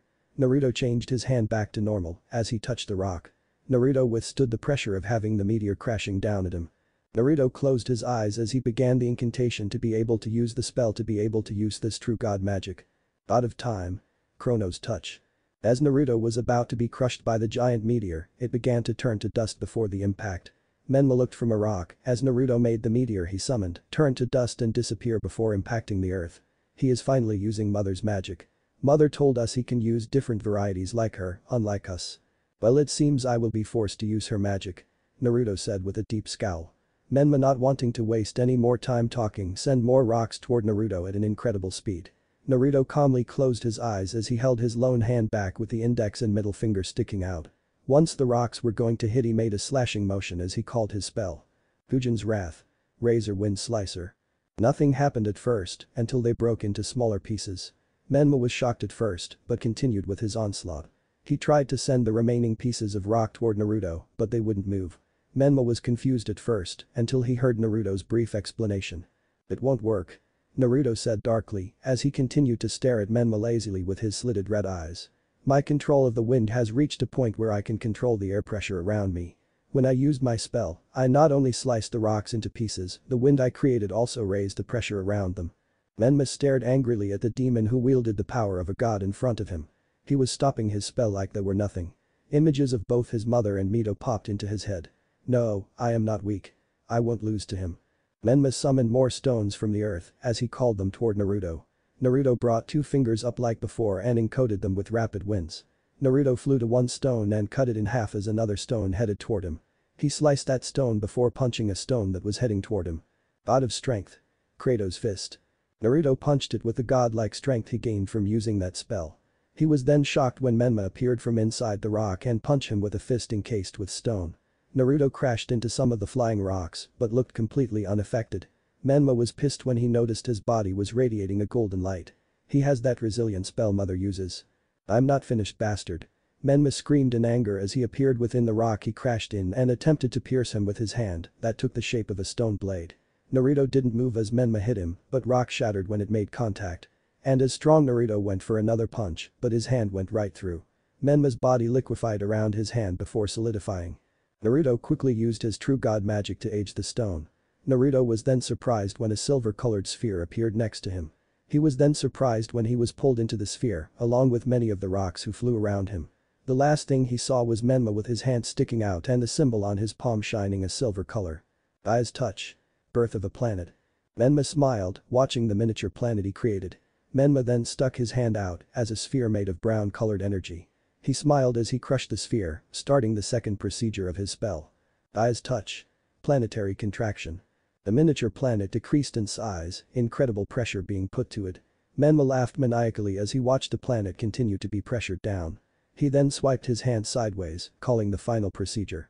Planetary core eruption. What remained of the planet erupted in a huge explosion that covered a huge radius. Menma used earth he called up and formed a wall in front of him to prevent and after effects. After the explosion, Menma not only dropped the wall, but his bandaged arm fell limp. I went overboard, but he pissed me off. Fujin Wrath. Wade Airfield. Menma crashed down into the earth unexpectedly and ordered sand to cushion his landing. He glared up as he watched Naruto's body began to form out of midair. Naruto was back in his normal clothes and appeared extremely tired. He was using his true god magic control of wind to strengthen the air enough to stand on. Menma couldn't believe that he was still alive. The core's incredible gravitational pull should have made it near impossible to use his hands or any other limb. Menma watched as Naruto lowered himself down, standing just a few feet away. How? I used Fujin's power to transform into the wind, but that was not all. Once you put heavy pressure within your creation, I was forced to use a spell given to me by a dying mage, a spell that manipulates space and time. Naruto said, remembering Obito, who followed the dark mage Madara after he promised Obito all his deceased loved ones back. Once he realized he was wrong and Madara's world was evil, it was too late, he was already betrayed by Madara and left half-death by him. He gave Naruto the scroll to learn his magic, entrusting he would use it for good. Naruto was able to learn to use the magic, but it was extremely risky and draining toward him. I traveled to another dimension before the explosion. Menma tried to stand up, not wanting to accept defeat, but was surprised by a high torrent of bright blue water that ripped through the barrier and hit him directly. Naruto was shocked until he watched as it began to rain. Naruto became shocked when the rain caused a barrier to deteriorate. He was then surprised when a raindrop landed on his shoulder and made him feel weaker. This rain nullifies magic. Naruto was not able to avoid the rain as it fell on him and caused him to feel weaker. He crashed down the floor as he landed painfully down the earth. He turned to Menma, thinking he was somehow responsible for this, but was proved wrong when he saw Menma glare angrily at a huge puddle that formed between them. Naruto was then surprised when a woman came out of the puddle, glaring angrily at Menma. "You promised that you were going to let me play with Naruto too." Celia whined cutely. Menma wanted to talk, but he pointed at the raining clouds. "Oops, sorry," Celia said as the rain ceased. "Ah."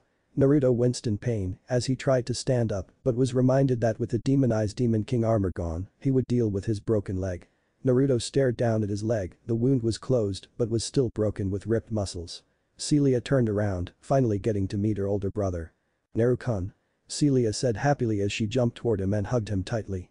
Naruto winced in pain, causing Celia to step back and worry. "Are you okay, big brother?" Celia said as she checked over Naruto.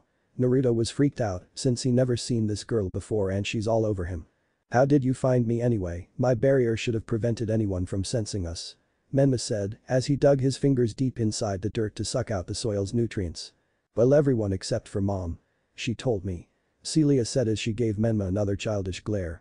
Menma's attention was then drawn by the voice of his other sister. "And she is not too happy that you've been gone for your own little games," said Mito as she walked out in the open. Menma glared at Mito angrily before standing up fully healed. Naruto was slightly nervous when he saw Mito again. She turned away from Menma and gave Naruto her attention. Some seconds later, she turned back to Menma. "Mother wants you back home so she can prepare your rebirth," Mito said, causing Menma's eyes widen before his expression became arrogant. He turned to Naruto, who stood up on his one foot. "Don't think you won, this is just round one. Once I return fully rebirthed, I'll crush you," Menma said before melting into the earth. Naruto stared at the spot he stood before turning his attention to Mito and Celia. "You don't have to worry, we didn't come to fight," Mito coldly said before appearing in front of Naruto with an all-too-sweet smile. "I would be kicking your ass by now if we did." "Oh, Nisan. Can't I play with Naruto just a little?" Celia whined like a child before Mito appeared in front of Celia with an angry glare, causing Celia to shink with fear. Mito turned back to Naruto with a smile again, contrary to her expression a couple seconds ago. "We will be going now, but we will see each other again," Mito said before a fire circling around her and Celia. Naruto was confused at what just happened before dropping on his back. He stared at the sky in the middle of the new canyon Menma created with only one thought. Am I going to fight them every time I see them? End. What if Neglected Naruto has fairy heart in fairy tale, and thanks for watching my video till the end. If you enjoy this content then do consider subscribing to my channel and leave a like if you guys need the next part, comment down, and thanks for watching the video and see you guys in the next video.